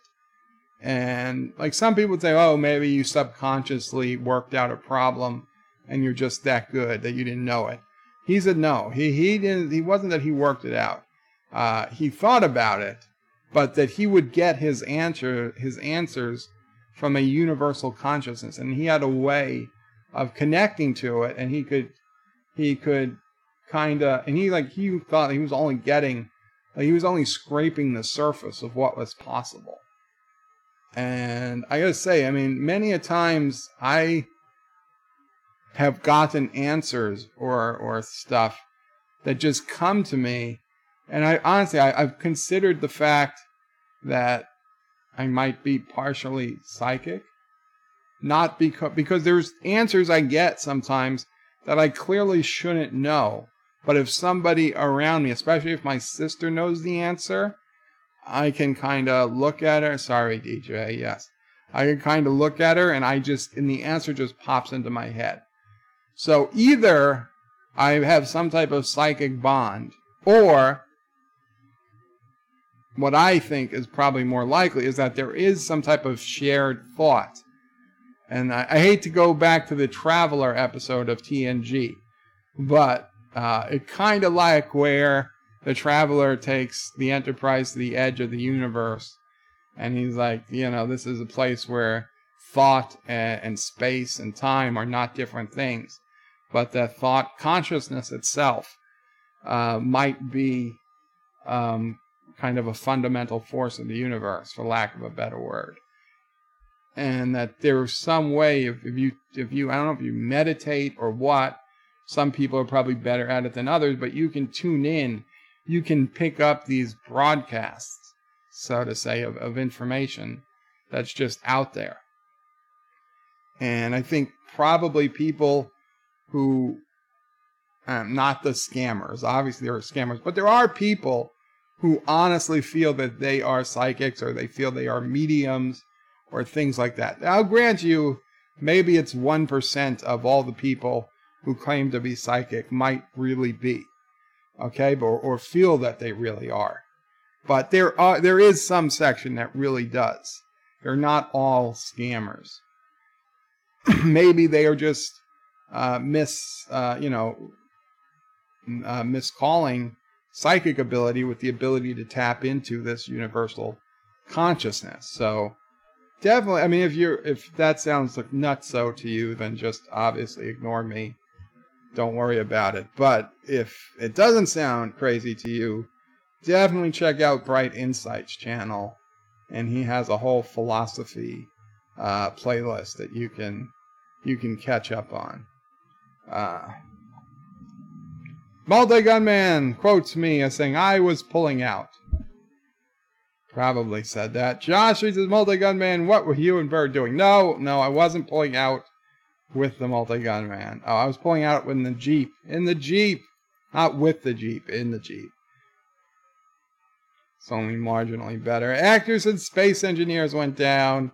Actor says, we're all dead, Anti-Tracker. Oh my god, I hope we're not all dead. That's nobody. Hello? Yeah, same as yesterday. Well, if I'm dead in space engineers, then I lost everything. And the trigger says, man, what timing, timing could not have been worse. DJ says, I knew it, the goddamn game. I get the damn game, and Bird already wants to quit. I'm trying really hard not to. DJ, but you are right. Chris M. Collecting says, Bird will pray 5. Hey, Bird, and hey, Sassy. Are you saying hi to Chris M. Collecting? No, it's a good girl. Anti-Trigger says, okay, back up. Actor says, you were flying your monstrous ship, Anti-Trigger. Anti-Trigger says, and down again. DJ says, hi to Chris M. Collecting. Anti-Trigger says, Actor, I was flying it earlier. Actually, he said I was flying it earlier, but that's okay. We know what he meant. DJ says, I spent all day fixing everything on my damn computer because Windows Update fracked it all up. I gotta tell you, this latest Windows Update did frack up a lot of things. My mouse pointer starts changing sizes. I have it set on 2 because I have a 4K screen. So the default setting of 1 for the mouse pointer, it's literally like a millimeter or 2 millimeters tall. For, Americans, that's maybe a 1/16 of an inch or something. So it's impossible to see almost. So I set it to 2, where it's kind of more like the size I expect it to be. But multiple times a day, it just automatically resets back to the small size. Also, whenever I open because I close, it's a laptop, so I close the screen much of the day if I'm watching TV, and I open it. Every time I open it, I get an error message that pops up about a resolution error. It doesn't do anything, but I have to hit the OK button.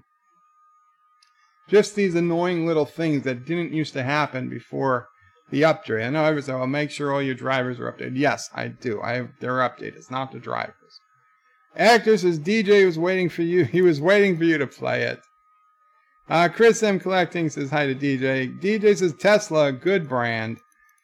Good band. Good band. Actor says, window update messing things up. No, yes. Mystique says, yes, they are. Multi-Gunman says, there was this black thing moving. Bird will pray 5. There goes Bird being racist again. There was this black thing moving? Oh, the Phoenix Lights? DJ Odyssey says, usually an update only screws up SAM broadcaster, but no, it screwed up my OBS, it screwed up my Fallout Fall, etc., etc., etc. And as I'm saying this, Windows is giving me a notification in the corner about more updates, I think. Actress is still unsure if black or white part of the t-shirt is the racist part. Dan23 says, there's a new film called The Current War, which has Tesla in. Oh, The Current War. That makes sense. Electrical current. I gotcha. DJ says, damn, Mystique LeBeau has brains plus beauty. She likes Tesla. Lol. Everybody. I mean, who doesn't like Tesla? Unless you're a damn Edison descendant. Goddamn bastards. They should have to pay. They should have to pay the Tesla descendants. I'm kidding. I'm kidding. Why did you put that number in, Hector? I'm not there yet, but now I'm confused. Actor says, and DJ search continues on. Mystique says, yeah, saw them with the Scorpions. Tesla. Gotcha. DJ says, nah, Hector, lol. DJ says, Scorpions is another great band. DJ says, Bird, you are psychic. You are psycho. Well, you aren't psychic. You are psycho. However you spell it. I get it. Dan, 23 says, Bird of Prey, check out the film trailer, The Current War. I will do that. Dan, 23. Obviously, I can't do it on the stream, but I will check it out. Actor says, now it's crazy talk. DJ says, wait till Bird grabs an axe and breaks through a door yelling, here's Joey. Here's Joey. No. Mystique says, can you imagine if Bird could use 100% of his brain? The world would be doomed. Oh man, I saw the TNG episode recently where Barclay becomes a supercomputer and he takes control of the Enterprise. And they actually go to the center of the galaxy and the big giant head appears on the bridge of the Enterprise D. I'm like, did they really not think this is going to remind us of Star Trek V and how there was this big alien head on the planet in Star Trek V? Like, maybe you could go anywhere else but the center of the galaxy. But whatever. I gotta say, one, Barclay as a supercomputer was actually pretty cool. I thought, I really liked that interface. For the effects at the time, that interface, that bioneural interface he set up in the holodeck, outstanding. Counselor Troy was a little bit of a tease. I gotta say, I have to rethink the fact that Barclay, later on in Voyager and stuff, we see Barclay and Deanna still have a bit of an awkward relationship. I gotta say that I don't think it's all Barclay's fault after watching that episode. And it annoyed me when Barclay looked at the chess game and said, mate in 9 moves. I hate, Captain Cat probably knows this, but I hate that. Mate in 9 moves. That means that you're assuming both players are going to make the best possible moves. But how can you assume that? If both players made the best possible moves, every game would be a stalemate. DJ says if he could use 10%, we would be doomed. That's probably 2. Anti-Trigger says, wait, Bird is psychic. I think I am slightly psychic. Yes, Anti-Trigger. It doesn't usually come up in conversation, but I'd imagine I'm like a bottom tier psychic. Sure.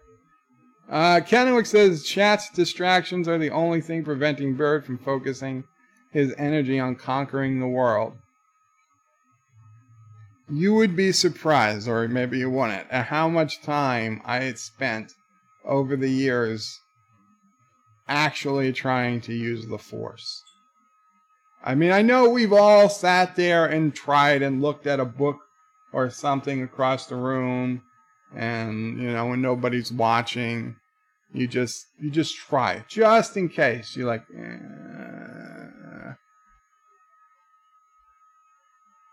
Well, for me, I mean, even as a kid, I was probably 12 years old, and I was trying to use the Force on things.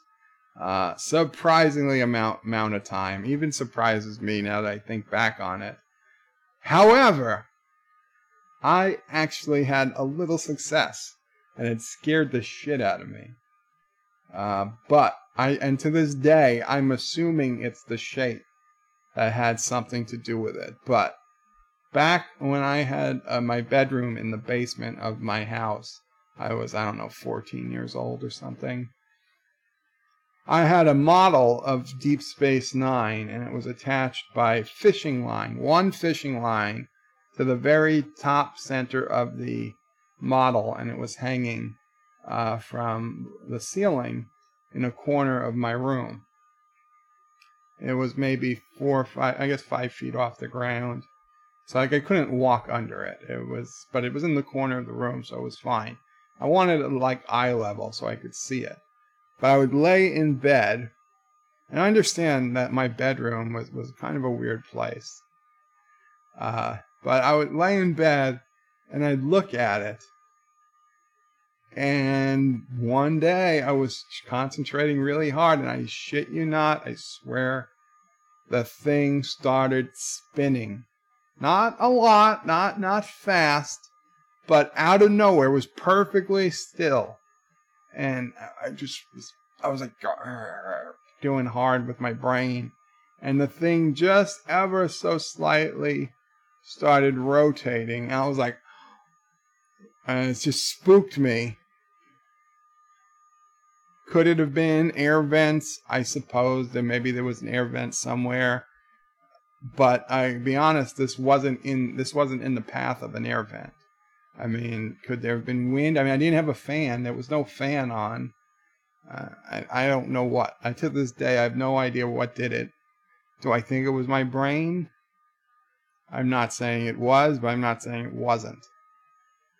I just suspect that if you were going to do any experiments on being able to physically move matter, or whatever that's called, with your brain, telekinesis, suggestion, start with something roughly the shape of Deep Space Nine. I think it's got some intrinsic property that perhaps makes it easier to move than, say, a book or a spoon.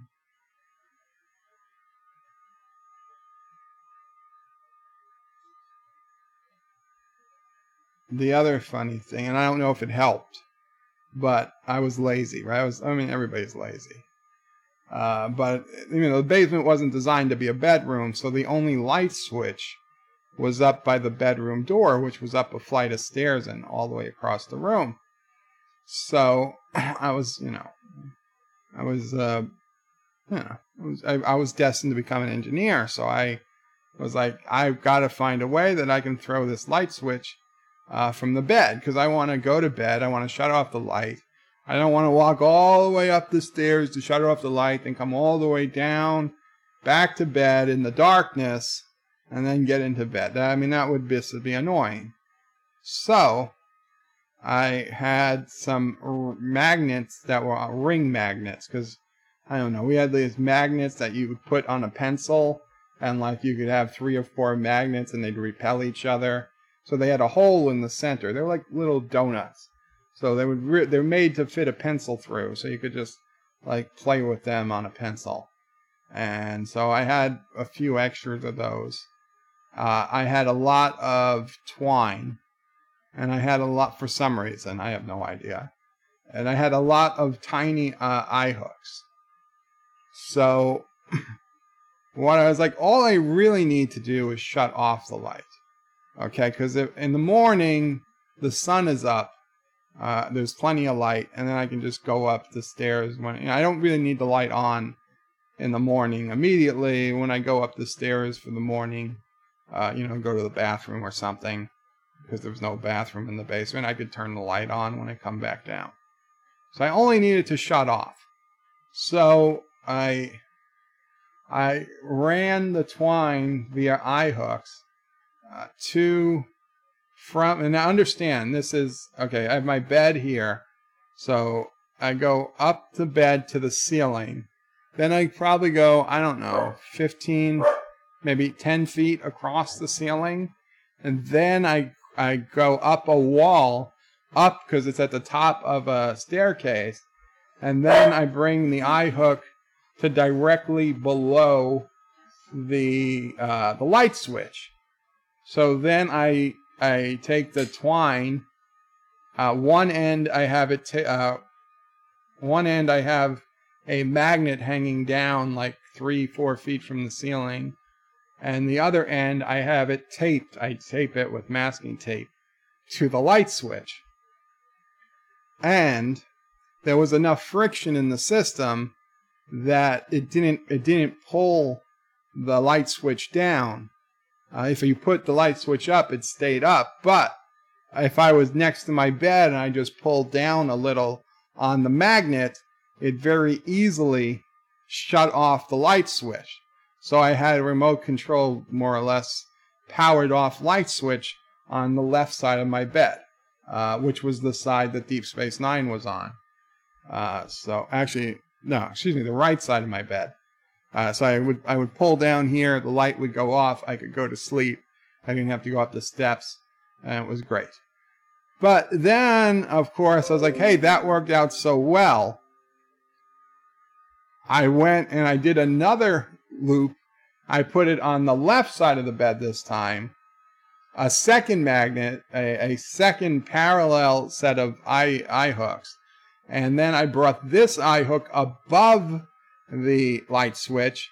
And again, I taped it with masking tape to the light switch. So now I could pull down on this side to shut off the light.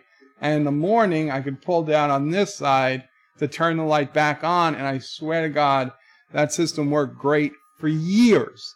For years. Meanwhile, I had two, so I slept with two magnets, roughly 3 feet from either side of my head. It just worked out that way. I don't know if those magnets intensified my telekinesis powers or not. I'm not even saying it's telekinesis. It could have well been just some type of random air movement. But yeah. That was a glimpse at teenage years of Bird of Prey 5. As you can imagine, they were a lot of lonely years. A lot of family, a couple of friends, but otherwise lonely. DJ says, wonder if I can get a refund on Space Engineers. I actually got a refund. Oh, DJ, if you're still here, we should talk. I actually did get a refund because stupid me, don't ever do this, people. I wanted to play Risk. I've been talking to DJ Odyssey. Oh, Dibs is here. Welcome, Dibs. Finally got a PC. Very cool, Dibs. I'll be there in a little bit. But DJ had this. We talked about it. We want to play Risk. Okay. In fact, I'd love if we could get this set up by next week or something. I would love a Friday night Risk stream where, those of us who want to play, we just hang out. We can talk through Skype or something, and we can play Risk online.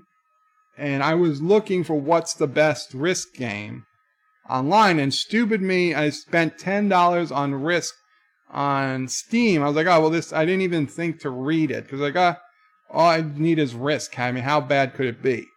My God, not only is it so bad, it doesn't even work. On modern computers, the resolution is way too low. It was designed for like VGA monitors. It's not multiplayer at all. And they have the balls to charge $10 for this game that looks like it was made in 1992. So I literally had it going for maybe a minute.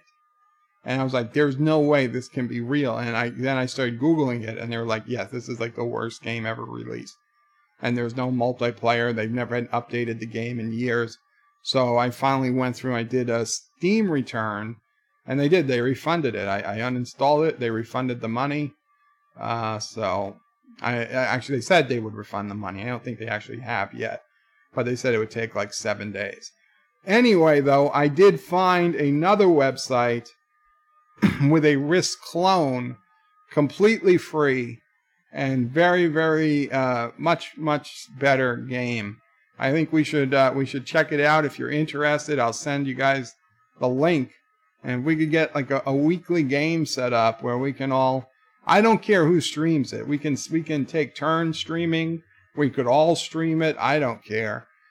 Just do like a weekly Risk game where we talk about shit and play a game. I think that would be pretty cool. Whoever wants. I mean, Risk you can play with a number of players. I'm guessing the people might change week to week, but I would be in almost every week. If you're interested, I was going to ask Anti-Trek. I was going to ask Rambling Canuck. I was going to ask whoever really has a YouTube account that was interested in doing it. And even if some people who don't have YouTube accounts, we could have some people come in and they can just talk. They don't have to be streaming. They can talk. There's probably not going to be video of us. There'll probably just be our audio over video of the game. And why does Hector put in 666, Hector? I don't understand. Kenowix is still on Windows 7 low, but you can pry it from my cold, dead hands. Viruses be damned. I hear ya. I hear ya. Guys, I will be right back. Give me a minute. You know what's going on. When that sun breaks out, lift up your head and shout, it's gonna be a great day. Kellogg's waits for you, that spirit comes shining through, promising you a great day. How could you think of starting this bright new morning without your K-double-L? Oh, it's double good with Kellogg's, you'll have a great day. Kellogg's has been making great days for more people for more years with more cereals than anyone. Corn Flakes, Rice Krispies, Frosted Flakes, Product 19. Trust your mornings to Kellogg's. Very best part of starting your bright new morning is Kellogg's way. It's not far away. Kellogg's will help you say there's gonna be a great, we're gonna see a place. It's gonna be a great day. Jeans and tops from Sears are spring wardrobe essentials on sale this week. First, jeans that fit just $10.99. They fit your shape as well as your size. And you save $5. Add the all-cotton top, now just $6.99. Cool comfort and perma-press too, and you save $3. Jeans in western and cinch waist, tops in stripes and solids. These wardrobe essentials are on sale through Saturday at Sears, where America shops for value. You got a date, skin's looking great, cause Clearasil's ace. Face to face, see you at 8, skin's looking great, CJ's the place. Face to face. Clearasil gives you great looking skin, even close up. Inside, it kills bacteria to dry the pimple. Clearasil's ace. Face to face. Outside, it soaks up all the excess oil. Feeling first rate, cause skin's looking great, cause Clearasil's ace. Clearasil, for skin that looks great, even close up. Face to face, face to face. Gotta love that Clearasil. And those jeans. And Fruit Loops, back when Fruit Loops only had three colors. I still can't believe that every Fruit Loop has its taste exactly the same. They supposedly, regardless of the color of the Fruit Loop, the flavor is the same. I would swear to God that the red or the blue or whatever the hell, the different colors taste slightly different. Apparently it's all in your head. They taste exactly the same. But back when Fruit Loops only had 3 colors, so they have 4 O's in fruit and loops. So they had to double up one color. I think they doubled up the red back in the 80s. Now, of course, they have more than 4 colors, I think. So they did the 4 O's, and I think they added another O as the bottom of the exclamation mark, if I recall correctly. Gotta love the Fruit Loops. So. DJ lolled about something. Mystique LeBeau's Kenwick Sapien. That and Doomcock would have... Kenwick Sapien, that and Doomcock would have a problem with that. Okay. And DJ's interested. Very cool, DJ. So there we go. And Gary says, greetings from California. Welcome, Gary. I'll get to those comments in just a few minutes. I'm a few minutes behind. Agnes is not the number of the beast. I was trying to react to the mining drill. Ha. The mining drill. Multi-Gunman says, DJ, here's your refund. Here's your refund. Yes. I love it. Multi-Gunman is lolling. DJ says, thanks to Multi-Gunman.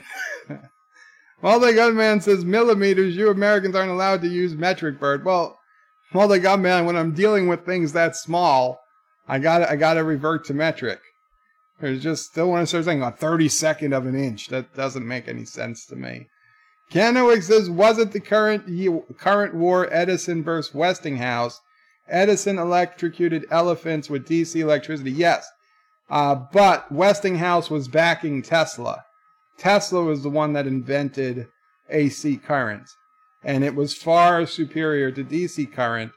But Edison wanted to push DC current as the current coming through the power lines, which was just stupid, but Edison was a jerk like that. And he actually electrocuted elephants, and he invented the electric chair. He invented the electric chair. We had the electric chair. We might still have it in places in this country as a form of capital punishment because Edison invented it to show people how dangerous electricity was, that you could use AC electricity to kill people. It was supposed to scare you from getting AC electricity. And Edison tried to call it Westinghousing, because he wanted Westinghouse brand name to be synonymous with death. Okay, so Westinghousing didn't catch on. They called it the electric chair, but it was cruel. They knew it was cruel. Edison was a cruel, sick, sadistic bastard. Might have done a lot to help the world. Don't get me wrong. Whether he invented stuff or he paid other people to invent it for him, he was a very successful guy. Probably would have changed quite a bit of history had he not existed. It doesn't mean that he wasn't a sadistic bastard, though. Okay, you can be a sadistic bastard and still contribute to society. I'm not saying that we should have, prevented him from being born. I don't know that that's true. But as a society, we should recognize the fact that not everything he did was good. And it boggles my mind that 50, 100 years after, we know why he created the electric chair. It was never a humane way to put people to death. It was a way to demonstrate that AC electricity was too dangerous for people to use. And it was never meant to be humane. God, it was a horrible death. You don't want to go to the electric chair. The electric chair is probably the worst way we've had to kill somebody. The firing squad is a better method. It's certainly more humane than the electric chair. The electric chair is the least humane thing. I mean, I'm not against killing a murderer. If you know somebody is a murderer, and you are 100% sure, 1,000% sure, and you killed them, I honestly couldn't give a shit. I'm not for capital punishment, only because I don't trust the government to be ever that sure that somebody did something. Okay, there's way too many innocent people on death row. One person is way too many. Okay? And there's been a hell of a lot more than one innocent person put to death in this country, in our history. You cannot trust the government to make that decision. Certainly not. I wouldn't even trust the federal government, though they're probably the best at it. Other local government, states, no state should have that ability because there's a proven track record of untrustworthiness. The system is broken. Prosecutors have to get convictions rather than find truths to be good at their jobs, to advance. Every person who goes into the courts, duty should be to the truth, not to their client or not to the state, and the judge should be going for truth, not upholding the law. Okay, there's a difference, and these people, the defense attorney takes a vow to his client. The prosecutor is vowing to the state, whether they claim to be looking for truth or not. They're taking the state. And the judge cloaks himself in legal bullshit. Okay? None of them are searching for truth. And that's the problem with the American justice system. Every trial, every person in the court, whether prosecutor, defense attorney, or judge, or bailiff, I don't care, court reporter, your first duty should be to the truth. Okay? And if the truth is, the defendant did it and you're his lawyer, I don't know. Tell somebody. And you say, well, how do you know that the lawyer's not lying? I grant you it's not a great system, but the lawyer shouldn't be able to lie to get their client off. Okay? They shouldn't be able to lie to get their client off. The prosecutor should not be penalized if they don't get a conviction, because it means they arrested the wrong person. Okay? If a prosecutor if doesn't get a conviction, they should probably get a medal, because it means that, hey, you got this far and you did not put an innocent person in prison. Now, I know a lot of guilty people might get off, but you know what? That's the system I signed up for. That's the system we wanted, okay? That's the system the framers wanted. It is better 99 guilty people go free than one innocent people go to prison. And God forbid that means go to their death. And I fully agree with that statement. I have no moral qualms with killing somebody who kills or rapes, or honestly, I have no qualms with killing people who commit violent crimes at all, regardless of how terrible the violent crime is. I just have trouble believing, trusting government, whether state or local or federal, to be the deciding factor. I don't trust. I think the biggest change in the last 50 years, 60 years in this country is the total distrust of government. And I would say it's a conspiracy theory, but it's not. We've been given thousands of reasons to distrust the government. I mean, they don't even hide half the shit anymore. You know, they declassify shit. They don't even care. They should be embarrassed that this stuff comes out, but they don't. When we see CIA plans to blame Cuba, God forbid, the moon mission fail. I mean, this was real stuff. They wrote up. They made papers on it. It was there, was on file at the government that this was the plan they could put into action. All the people that they experimented on without their knowledge. And God knows what they're doing today. So no, you can't trust the government. I can't. And if you can't trust the government, how can you trust in the justice system? Another rant. I think I should do a section, a video series on, and I've been thinking of how I do it, of just how things ought to be. Right? A weekly, how things ought to be. And I will, you know, whether it's prison reform, taxes, schools, environmental policy, anything. How things ought to be with Bird of Prey, and I just rant. Kennewick says nth degree equal one of my favorite episodes. Is that the Barkley episode? Cool. I didn't know. Yes, Mr. Broccoli. But Troy was teasing him. Troy was teasing him in that episode. Full on teasing. Dr. Alex says, hello, Bird of Prey. Hope all is well. I'm late waiting for a guest who is late arriving for my spare room.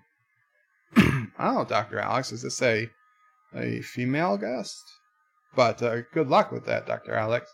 And again, I know I'm behind in the comments. I skipped that one ahead. I'll be getting to them.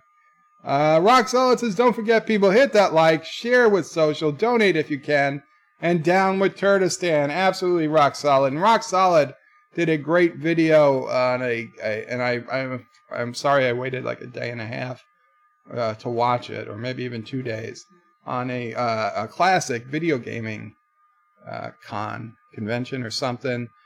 Beautiful video. I mean, just rock solid. The quality of your video.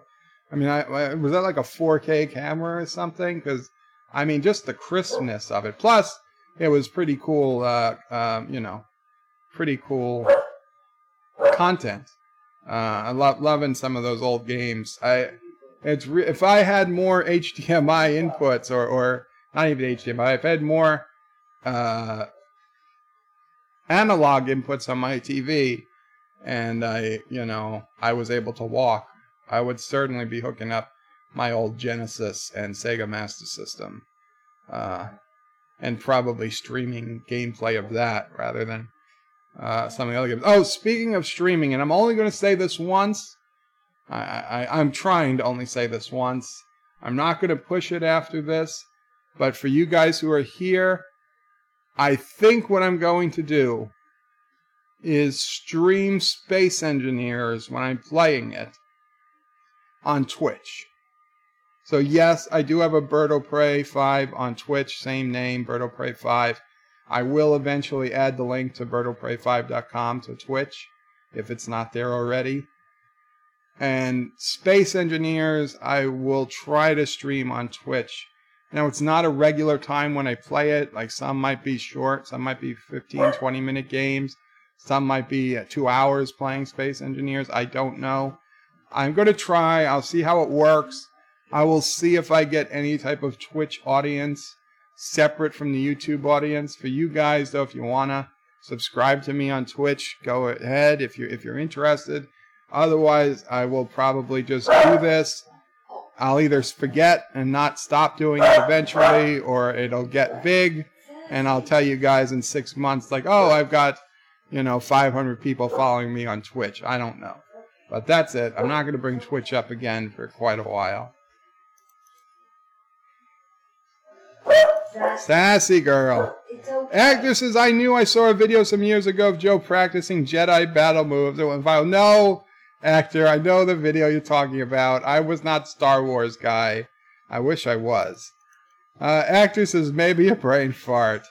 Actresses, so that's how Kuroga will be Turkestan. Not with missiles or nukes, but with mental power. Cue Yuri's CNC theme.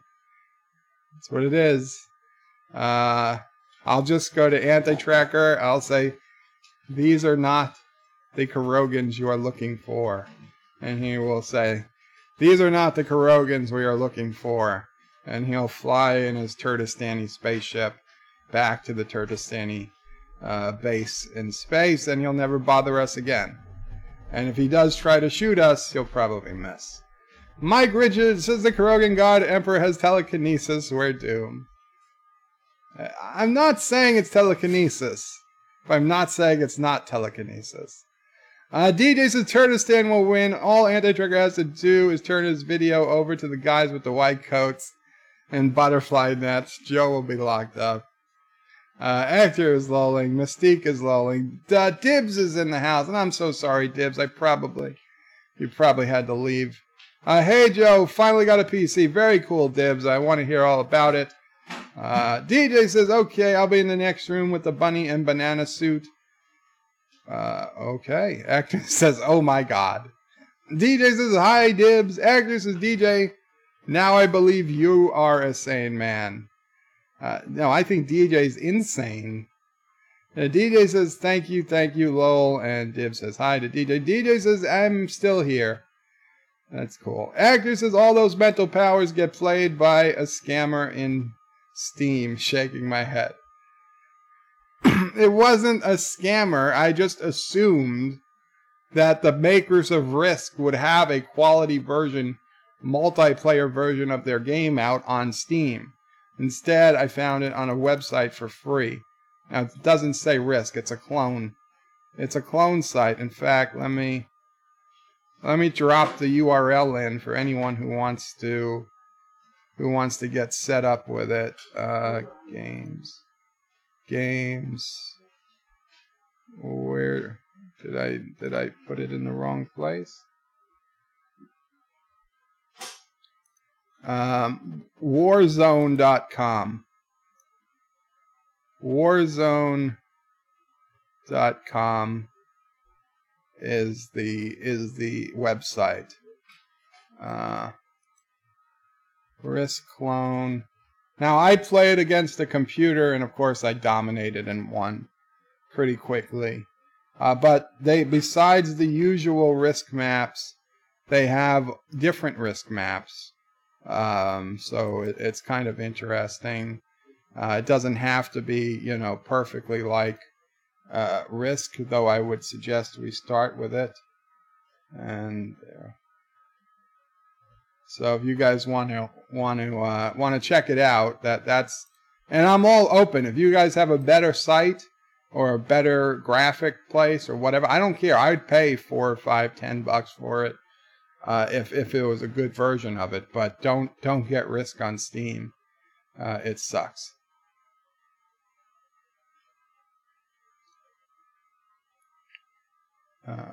Where are we? Life with Matthew says, Lola, I'm pretty sure my dad bought that Risk game new in the 90s, along with Axis and Allies. For the PC? I haven't seen Axis and Allies on the PC. I used to play it as a kid with like my one friend in the neighborhood. Dan23 says you can get Risk board game Star Wars clone. I have like 2 or 3 different versions of Risk. They're all still sitting. I mean, we might have sold them at our last garage sale.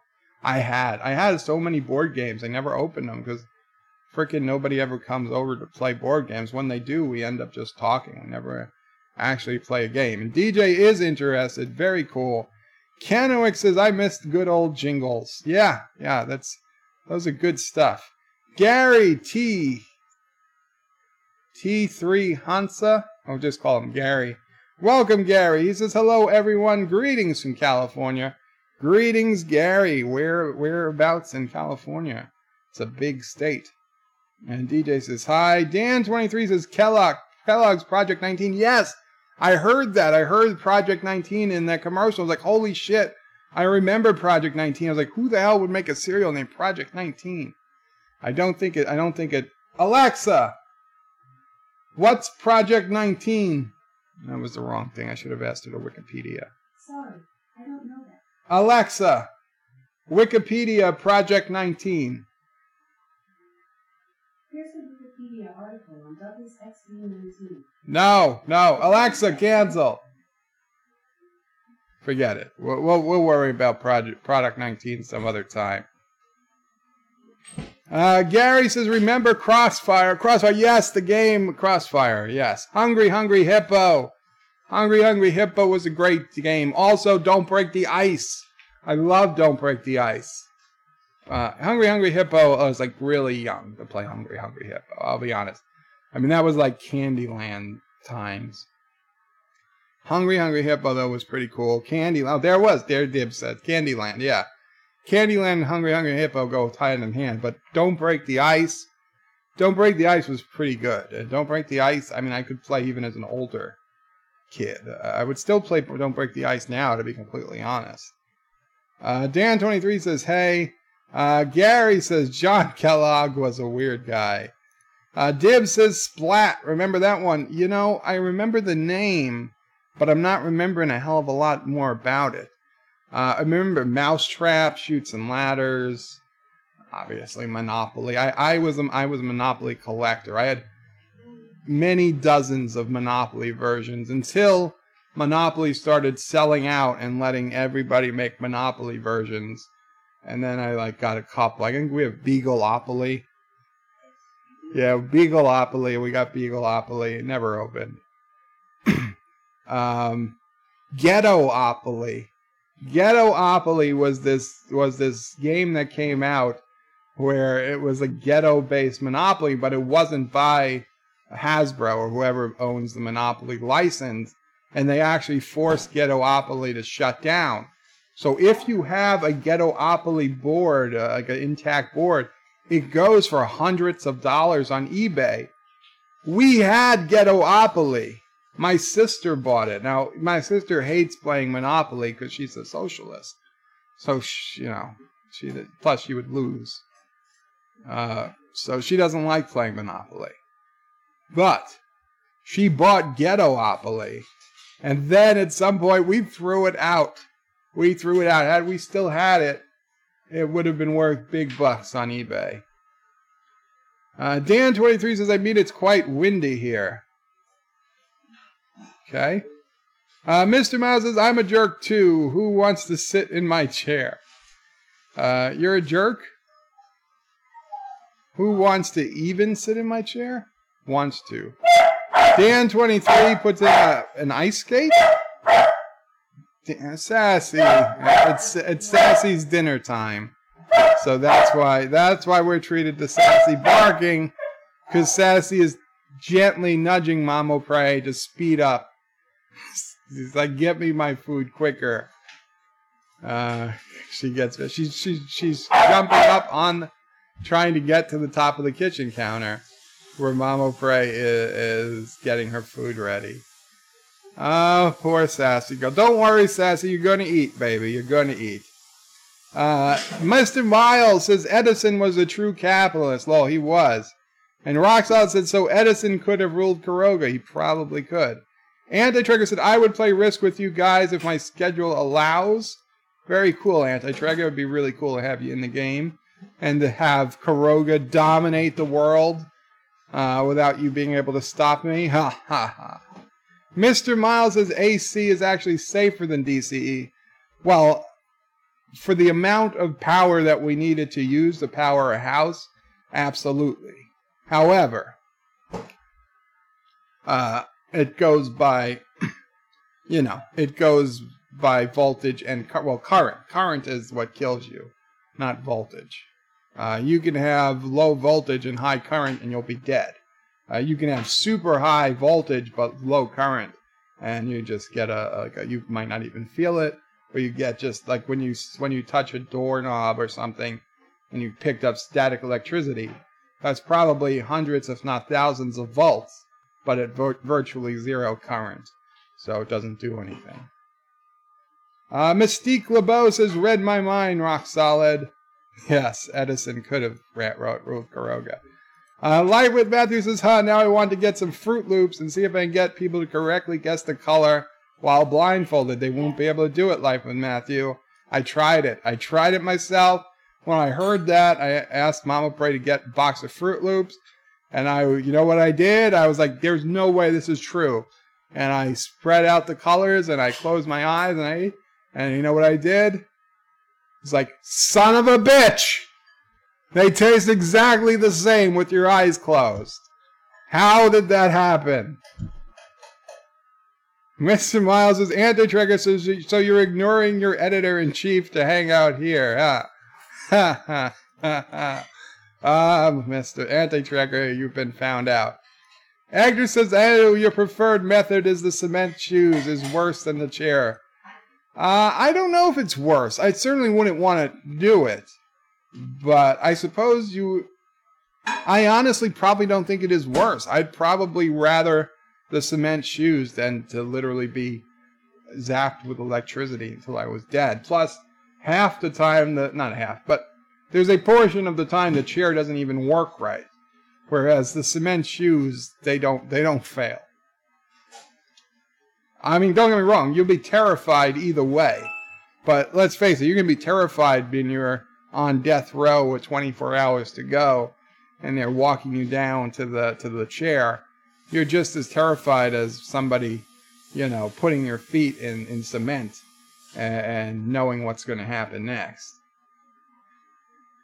Agnes says, there you go, no metric is allowed, Miles is here. Instead of a millimeter, we must say 1/160,000th miles. Mr. Miles says, I'm fine with metric because my name is only a name. Very cool. Very astute of you, Mr. Miles. Maybe astute's not the right word. Very American of you. Mr. Miles says it doesn't double as a word. John DeMarco says, maybe I'm naive, but I'm in favor of giving people a chance to redeem themselves, in which the death penalty would prevent. Well, John DeMarco, that's all fine and good. And, if you accidentally killed somebody in a bar fight and you were both drunk, I agree. Okay? If you are just an evil, sick, vindictive bastard who's killed 12 women and is going to keep killing until the police arrest you, I say the police should probably just shoot you where you stand. But that's only if they are 5 billion% sure you're the right person. So that's why they can't do it. That's why I'm not for it. But if I caught somebody in the process of trying to kill or even just horribly injure a loved one, boom, I would do it. If I could. I can't. Legally, I can't. And since I don't have any guns in New York anymore, technically, not supposed to, that wouldn't happen. But if I was in a state where I was allowed to, I would certainly do it. I have no moral qualms about killing somebody who was threatening or doing violence to someone I cared about. That's what I'm saying. But I'd have to know it was them. I'd have to know beyond any doubt, not even reasonable doubt. Dr. Alex says, hello, Bird of Prey. I read this, but hello, Bird of Prey. Hope all is well. I'm up late waiting for a guest. Good luck with that. Who's waiting for my spare room. DJ Odyssey says, hail, Dr. Alex. Mr. Mouse says, also ironically, the United States was the first major country to use the metric-based currency, so suck on that, Europe. Exactly. Hector says, a female guest. Yes, that's what I said. Mike Richards says, concrete galoshes, James T. Kirk. Piece of the Action is one of my favorite TOS episodes. So is Patterns of Force. I know what you're going to say, but they're two great episodes.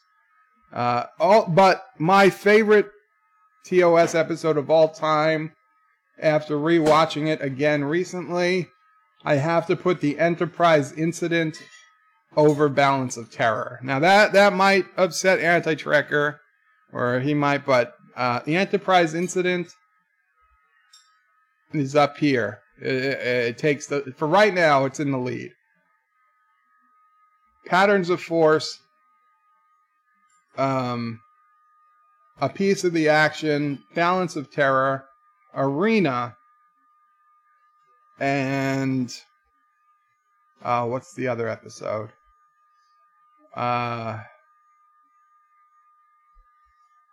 Well, let's go with those. Those would be my top 5. Yeah. DJ says if it's a female actor, she wouldn't need the spare room. Well, DJ, sometimes you want some privacy.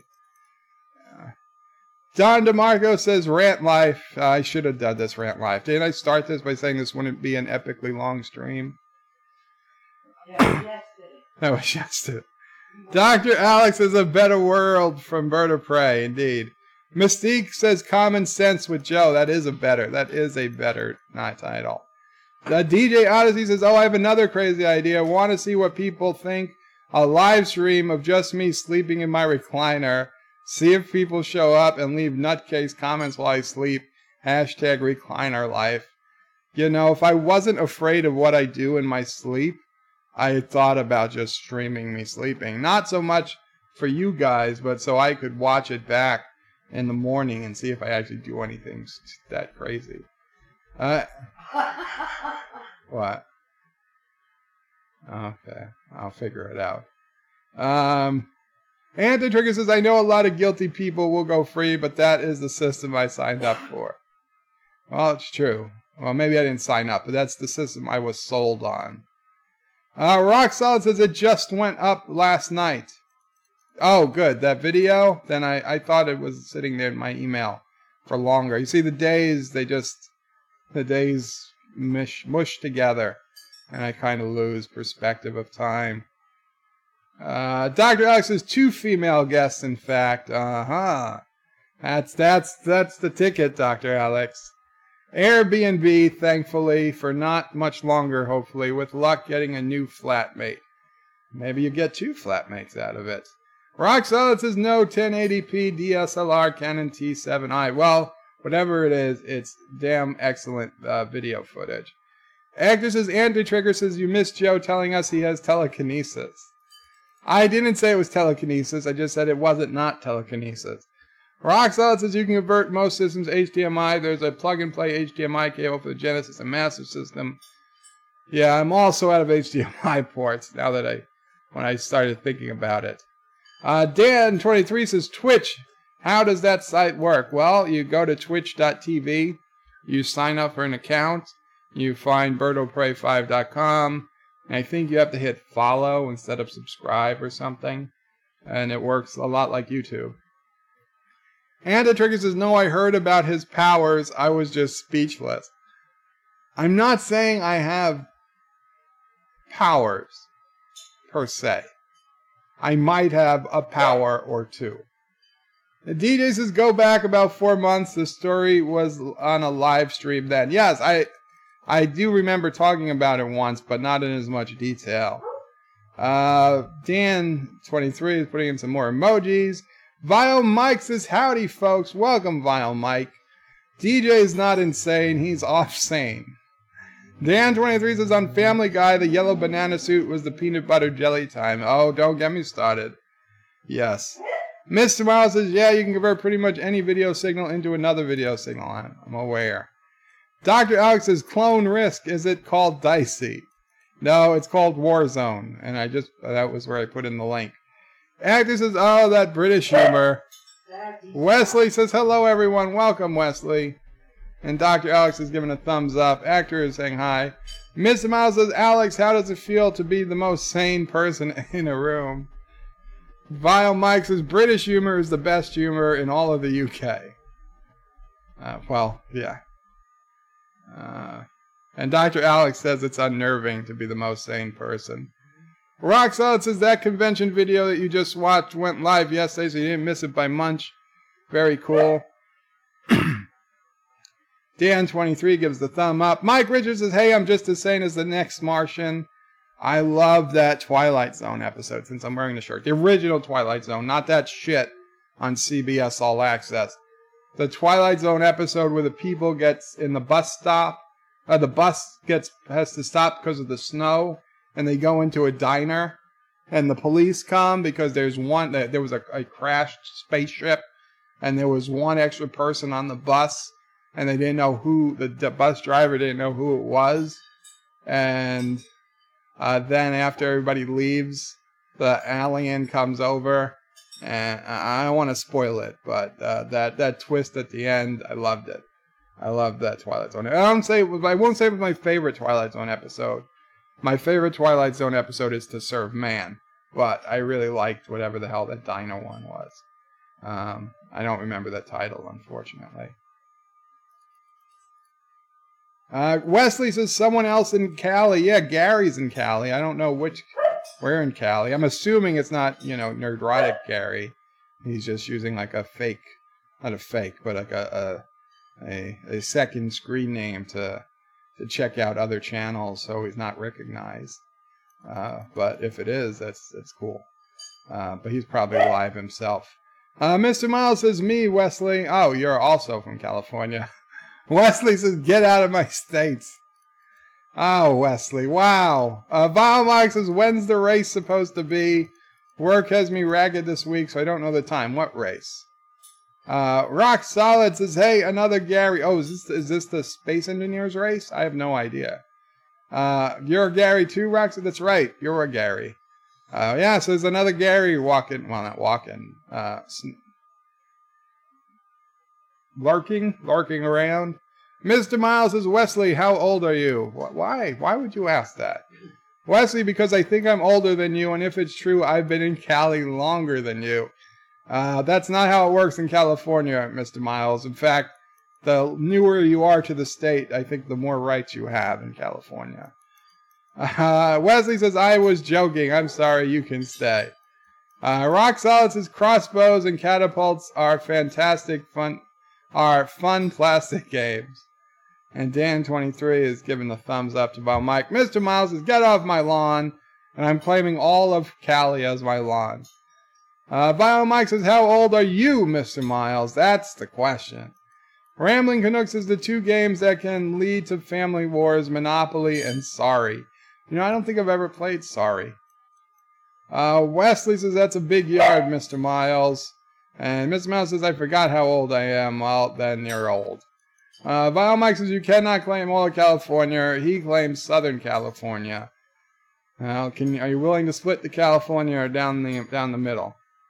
Mr. Miles says, I am Southern California as well. Well, now those are fighting words. Wesley says, Ghettopoly sounds like an awesome game. You could probably find a clone of it now, but if you look on eBay, you can get an idea what original Ghettopoly looked like. Vile Mike says, fine, I claim San Diego County.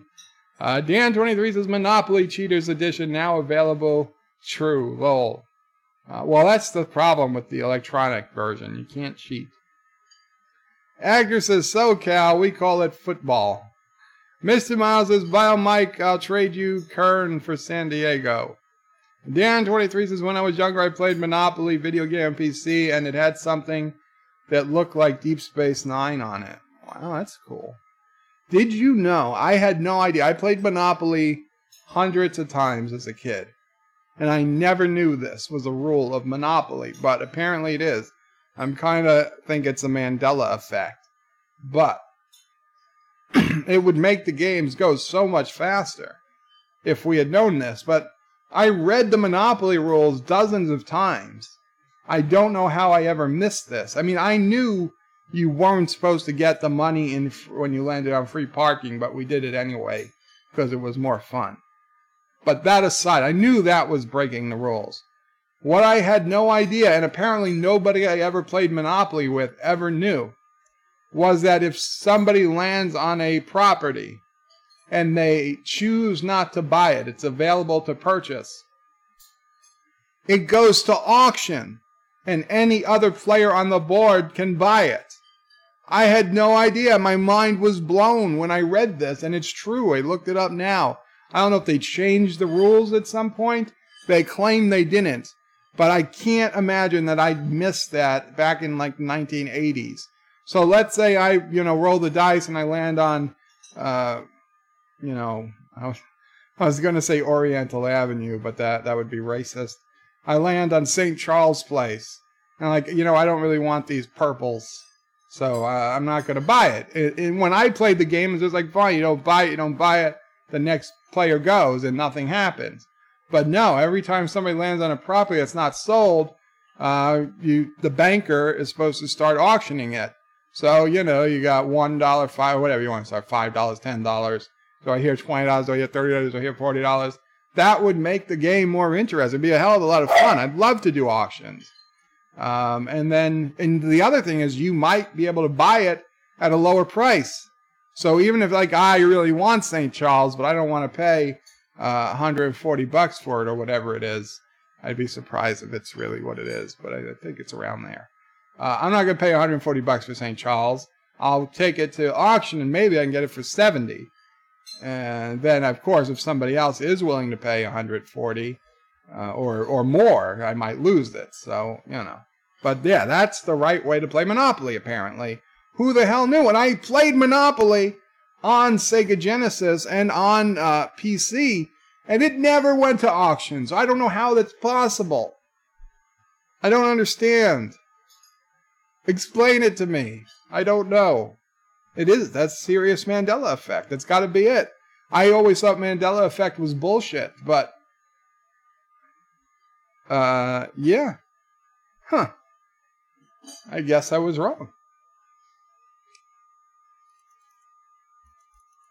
Vile Mike says, haha, such funny SoCal pun actor. Mr. Mouse is scary. Vile Mike is only about 2 hours from me. Wesley says, Bird will pray. Maybe Sisso Prey is a socialist because she lost at Ghetto-opoly all the time. Well, no, she never really played Ghetto-opoly. It was more of a joke. But she did lose at Monopoly quite a bit. You and Michael cheated. Mama Prey saying, me and Michael, my friend Michael, cheated. That's probably true. I'm not even going to deny it. We probably did.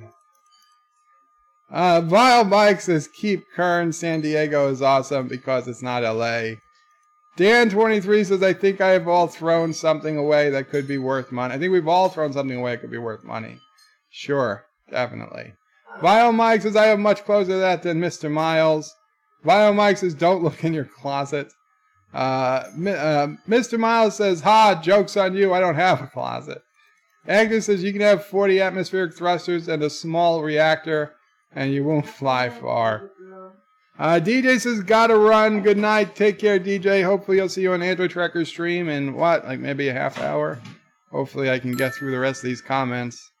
Android Tracker, if you're going to go on earlier, let me know. DJ says, gotta run. Actor says, bye. Vile Mike says, or do you? Vile Mike says, later, DJ. Dr. Alex says, Van de Graaff generator equals high voltage. Very high voltage. Shouldn't kill you. Yeah. Shouldn't kill you. No, it doesn't kill you. I've always wanted one of those. Vile Mike, DJ. Vile Mike says, voltage has nothing to do without amperage. Yeah. Dan23 says, lightning never strikes the same place twice. Not true. Absolutely not true. buildings, towers, they get struck multiple times. A storm. People, well, if the person moved, then that's not the same place.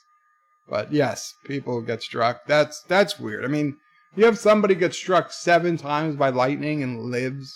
How does that happen? That doesn't make any sense.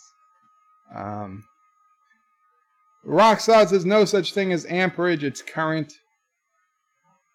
Whatever. Current is what it is. Amperage is it's like saying there's no such thing as feet. It's distance. Or there's no such thing as yards. It's distance. Or miles. It's distance. You're measuring distance using the unit miles. You're not measuring miles, I guess. Although you kind of are. I don't know, Rock Solid. I don't know if I can agree with that. Dan23 says, I hate getting electric shocks from metal railings and staircases in shops. What you got to do is, when you're in a place where you think you're going to get it, you got to touch something non-metallic first. Like a wooden door, or like a wooden desk, or plastic. Just touch it for a second or two, and that will have the electricity, the charge. It will still transfer, but it will transfer much slower, so it's not a spark and you won't feel it. And then you can touch the doorknob and you won't get shocked. Took me a long, long time to learn that, but it works every time. Wesley says, Vinyl Mike, he's from LA. I've been to LA a few times. Westwood, the W Westwood, the best hotel I've ever been to in the continental United States. Vinyl Mike, I'm sorry, Wesley. Mr. Miles says, Wesley, you're only about an hour from me. You're only about an hour from Legoland, too. Agnes says, oh, Joe has Magnum 44 under his pillow. Wesley says, Mr. Miles, Los Angeles Fairgrounds. Dan23 says, you don't... Uh-oh. Where are we? There we go. Dan23 says, you don't want to get struck by lightning holding a golf club on a golf course. Absolutely not. You don't want to get struck by lightning at all. Mr. Mouse says, the Wesley Kern. And it says, it does not upset me that you like Enterprise Incident more. In fact, I would expect you to say that. After all, you are Batwoman crazy. What does it even mean? Batwoman crazy. That Romulan commander was hot. Okay? And it shows that the Starfleet was into pretty, it was almost some Section 31 stuff going on in that episode. Starfleet was not all, above board. Dan23, is Bird of Prey 5 Joe? Yes, Joe is the name most people would call me outside YouTube. Joe is fine. If you want to call me Joe, I'll get it. Mr. Miles says, whenever my city pisses me off, I look at the sky and scream, Kern! Like Khan. Mr. Miles says, shame I don't hang out with more nerds in real life. Actor says, yes, that would get some strange looks. Wesley says, Mr. Miles, off the 5, do you know where Fraser Park? Geez, this is typical California talk. Mr. Miles says, I do. Wesley, I've been there a few times. Dan23 says, the Enterprise Incident is good episode, indeed. Mr. Miles says, Wesley is less than an hour drive from me. I gotta catch up. Wesley says, Mr. Miles, my girlfriend lives up there. Mr. Miles says, Wesley, tell her I'm sorry. Josh reads his Bird of Prey, power is to sound like little girl when thunder strikes near him.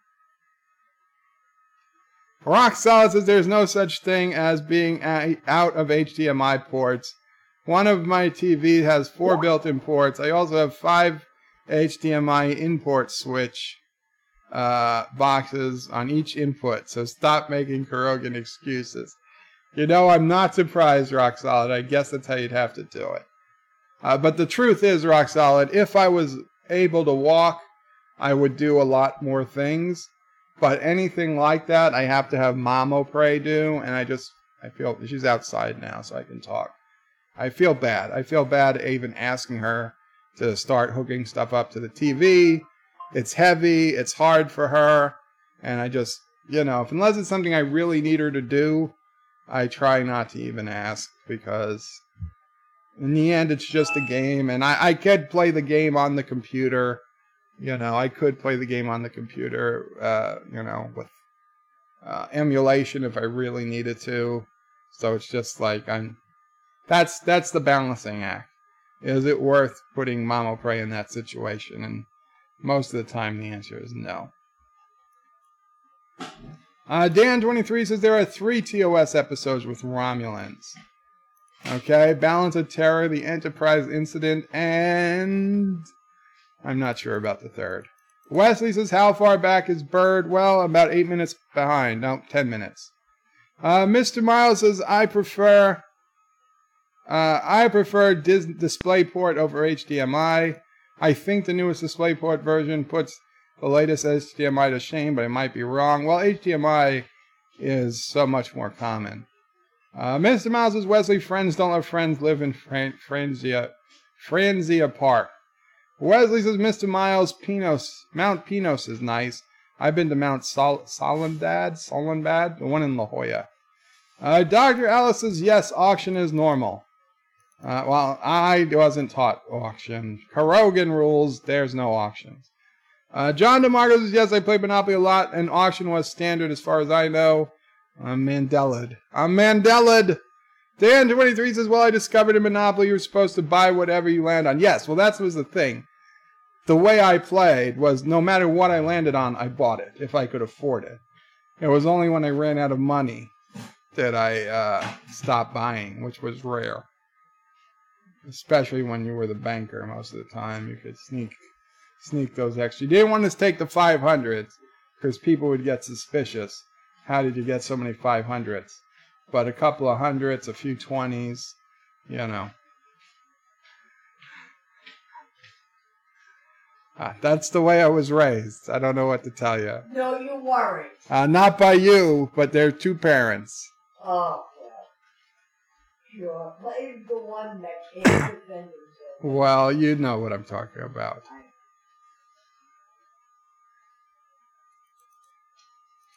But I don't cheat anymore.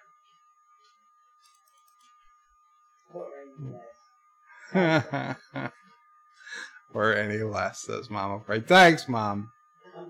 Thanks, Mom. They already think I'm a cheater because of City Skylines mods. Well, if you play Monopoly with me on a computer, I can't cheat, so it's better for everybody. John DeMarco says, in fact, I have an old edition of Monopoly that belonged to my grandmother from like the 60s.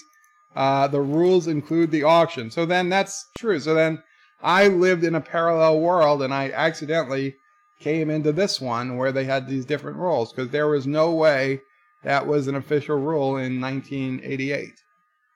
Mr. Miles says lightning strikes, lightning rods over and over again. Yeah. Rock Solid says, Bird of Prey, honest question for you. If I can get you an HDMI cable for free for your Genesis and Master System, would you use it? Rock Solid. Unfortunately, I think I answered that already. No. But thank you so much for trying, or even trying to offer. Dan23 says, the board game Cluedo had a big book of list rules. I'm not sure what Cluedo is. I have to go now. Night. Good night, Dan23. Mr. Mouse says, what is Legoland? You know what Legoland is, Mr. Miles. Dan23 says, sleep. Josh Street says, Bird of Prey, Hasbro has changed the rules sometime before 2014. Well, if somebody's saying that was the rules in the 60s or something, there's no way. No way. Mr. Miles says, I'm going to say something that'll be considered fighting words. I think Enterprise is better than TOS. Well, Mr. Miles, I might have said a lot of crazy things this episode, but you've taken the cake. Rock Solid says, I have over 90 consoles at this point. Gotta hook them up somehow. Anti-Trigger says, the deadly years. Dr. Alex says, Mr. Miles, it's just outside Windsor. Mr. Miles says, I don't know where Windsor is. John DeMarco says, I like TOS better personally, but one of the things that's nice about this community is that we can have different opinion without freaking out. I wasn't supposed to freak out. Mr. Miles says, Windsor. Dr. Alex says, it's where the Queen lives. It's in the castle. John DeMarco says, cheat, oh, pray 5. Hector says, Mama Pray 5 is a saint. Mr. Miles says, hashtag confessions. I've never been a fan of TOS. Wow. Wow. All the secrets are coming out tonight. All the secrets are coming out tonight. Mystique is lolling. Mr. Miles says, I don't know where Legoland is. It's between, it's south of LA on the 5, north of Long Beach. North of Long Beach. Right around that border checkpoint. Just past it, I believe. Dr. Alex says, is Land of Lego the same way Disneyland is Land of Disney? And Roxanne says, I agree, Enterprise is better than TOS. I'm going crazy. I'm going crazy here. Mr. Miles says, Bird of Prey, and he links to the Hasbro instructions. Well, I know what the instructions are now, Mr. Miles, but I will check it out. Anyway, guys, I am really hungry, and it is late, and I was not expecting to be on, but thank you so much. This was a great stream. I'm happy we changed. Monday, we will try to do Animaniacs. Also, Kronos wasn't here. Now, he said I could sing the song even if he wasn't here, but I will try to wait till Monday. I did have a song he did have a song he wanted me to sing, but at this point, I'll just go ahead and wait till Monday anyway. And so check out on Monday around this time, 5 p.m. if all goes well. I will be another Bed Life stream sometime over the weekend. I'll be streaming probably Besiege one day and probably something else another day. I don't know the times yet, and we'll figure that out. Thank you so much for coming. Let me get the last few comments. Miss Mouse's Anti-Tracker, no, those are vintage. Oops. Those are vintage, not new. Roxod says Legoland is not north of Long Beach. It's south of Alicio Viejo and north of San Diego.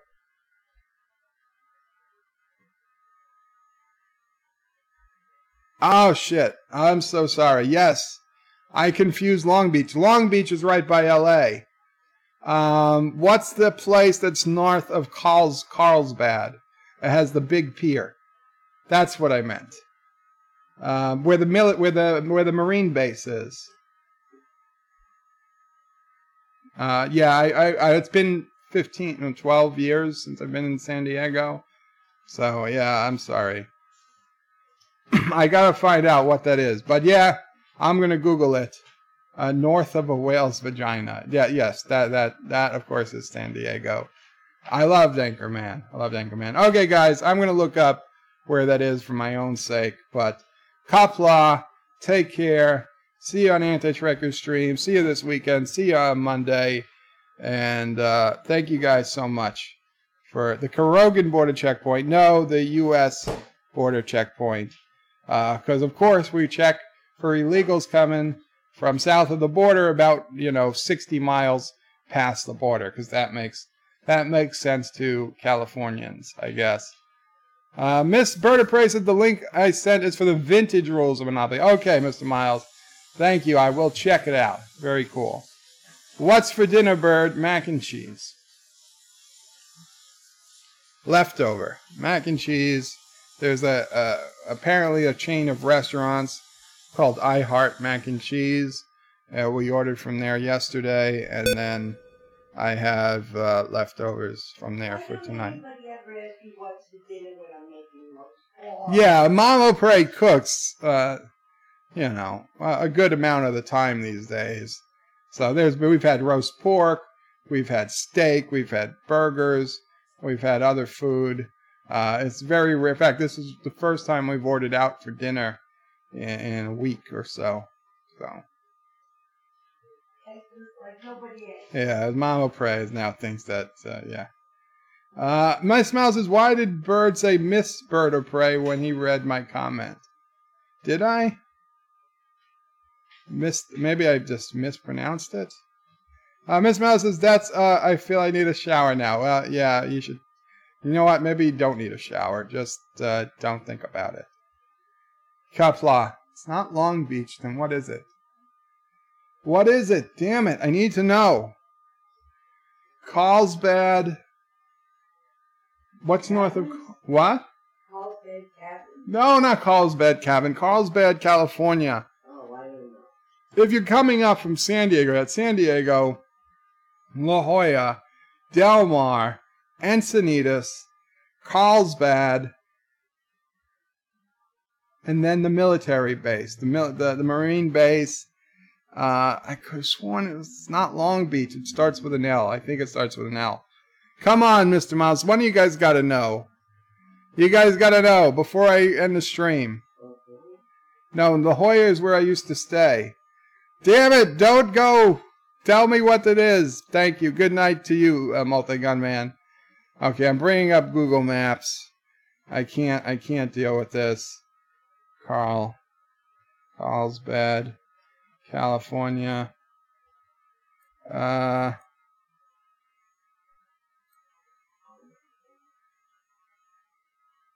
Where is it?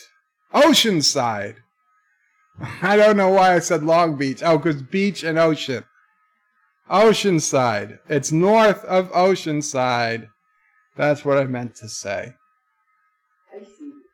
Quite a bit north of Oceanside. Yes, Oceanside. Great Long Pier in Oceanside.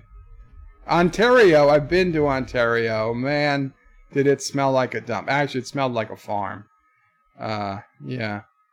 Bird of Prey, I'd be willing to help you out if only you had looked at that link I sent. I'm going to, Mr. Miles. You don't understand. I can't click on a link. I already have 40, 50 tabs open in the browser. If I click on another link, it just disappears. I can't see it. But I clicked on it now. I will check it out. Multi-Gun mac and cheese is the best. Alameda. Where is Alameda? Yeah, it's across the bay in Alameda. The Marine base is in Barstow. Well, I consider it Oceanside. That's not even close to Oceanside. It's south of Huntington Beach, south of Irvine. Whatever. It was north of Oceanside, right? That's all I know. I know I was going up, it said Legoland, like 40 miles. And I was like 15 miles from Oceanside, so that's about what I considered it. Okay, guys, seriously though, thank you so much. Qapla, great stream. Love you all. Well, some of you I like. Some of you, you know what? Just forget I said anything. Good night.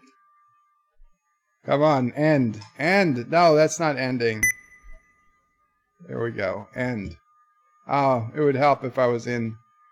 See, I don't have a stream deck. It would help. Now we'll go. End. Qapla. Thank you all for watching my video. Please remember to comment, like, and subscribe. And don't forget to hit that bell icon. Without it, you won't get notifications of new videos. Check out BirdOPrey5.com, the new home of everything Bird of Prey 5 on the web. You can also check out my forum at juot.net. I'm also on social media, on Facebook, Twitter, and Gab. If you'd like to make a donation, check out paypal.me/BirdOPrey5 or on BirdOPrey5.com. Take care.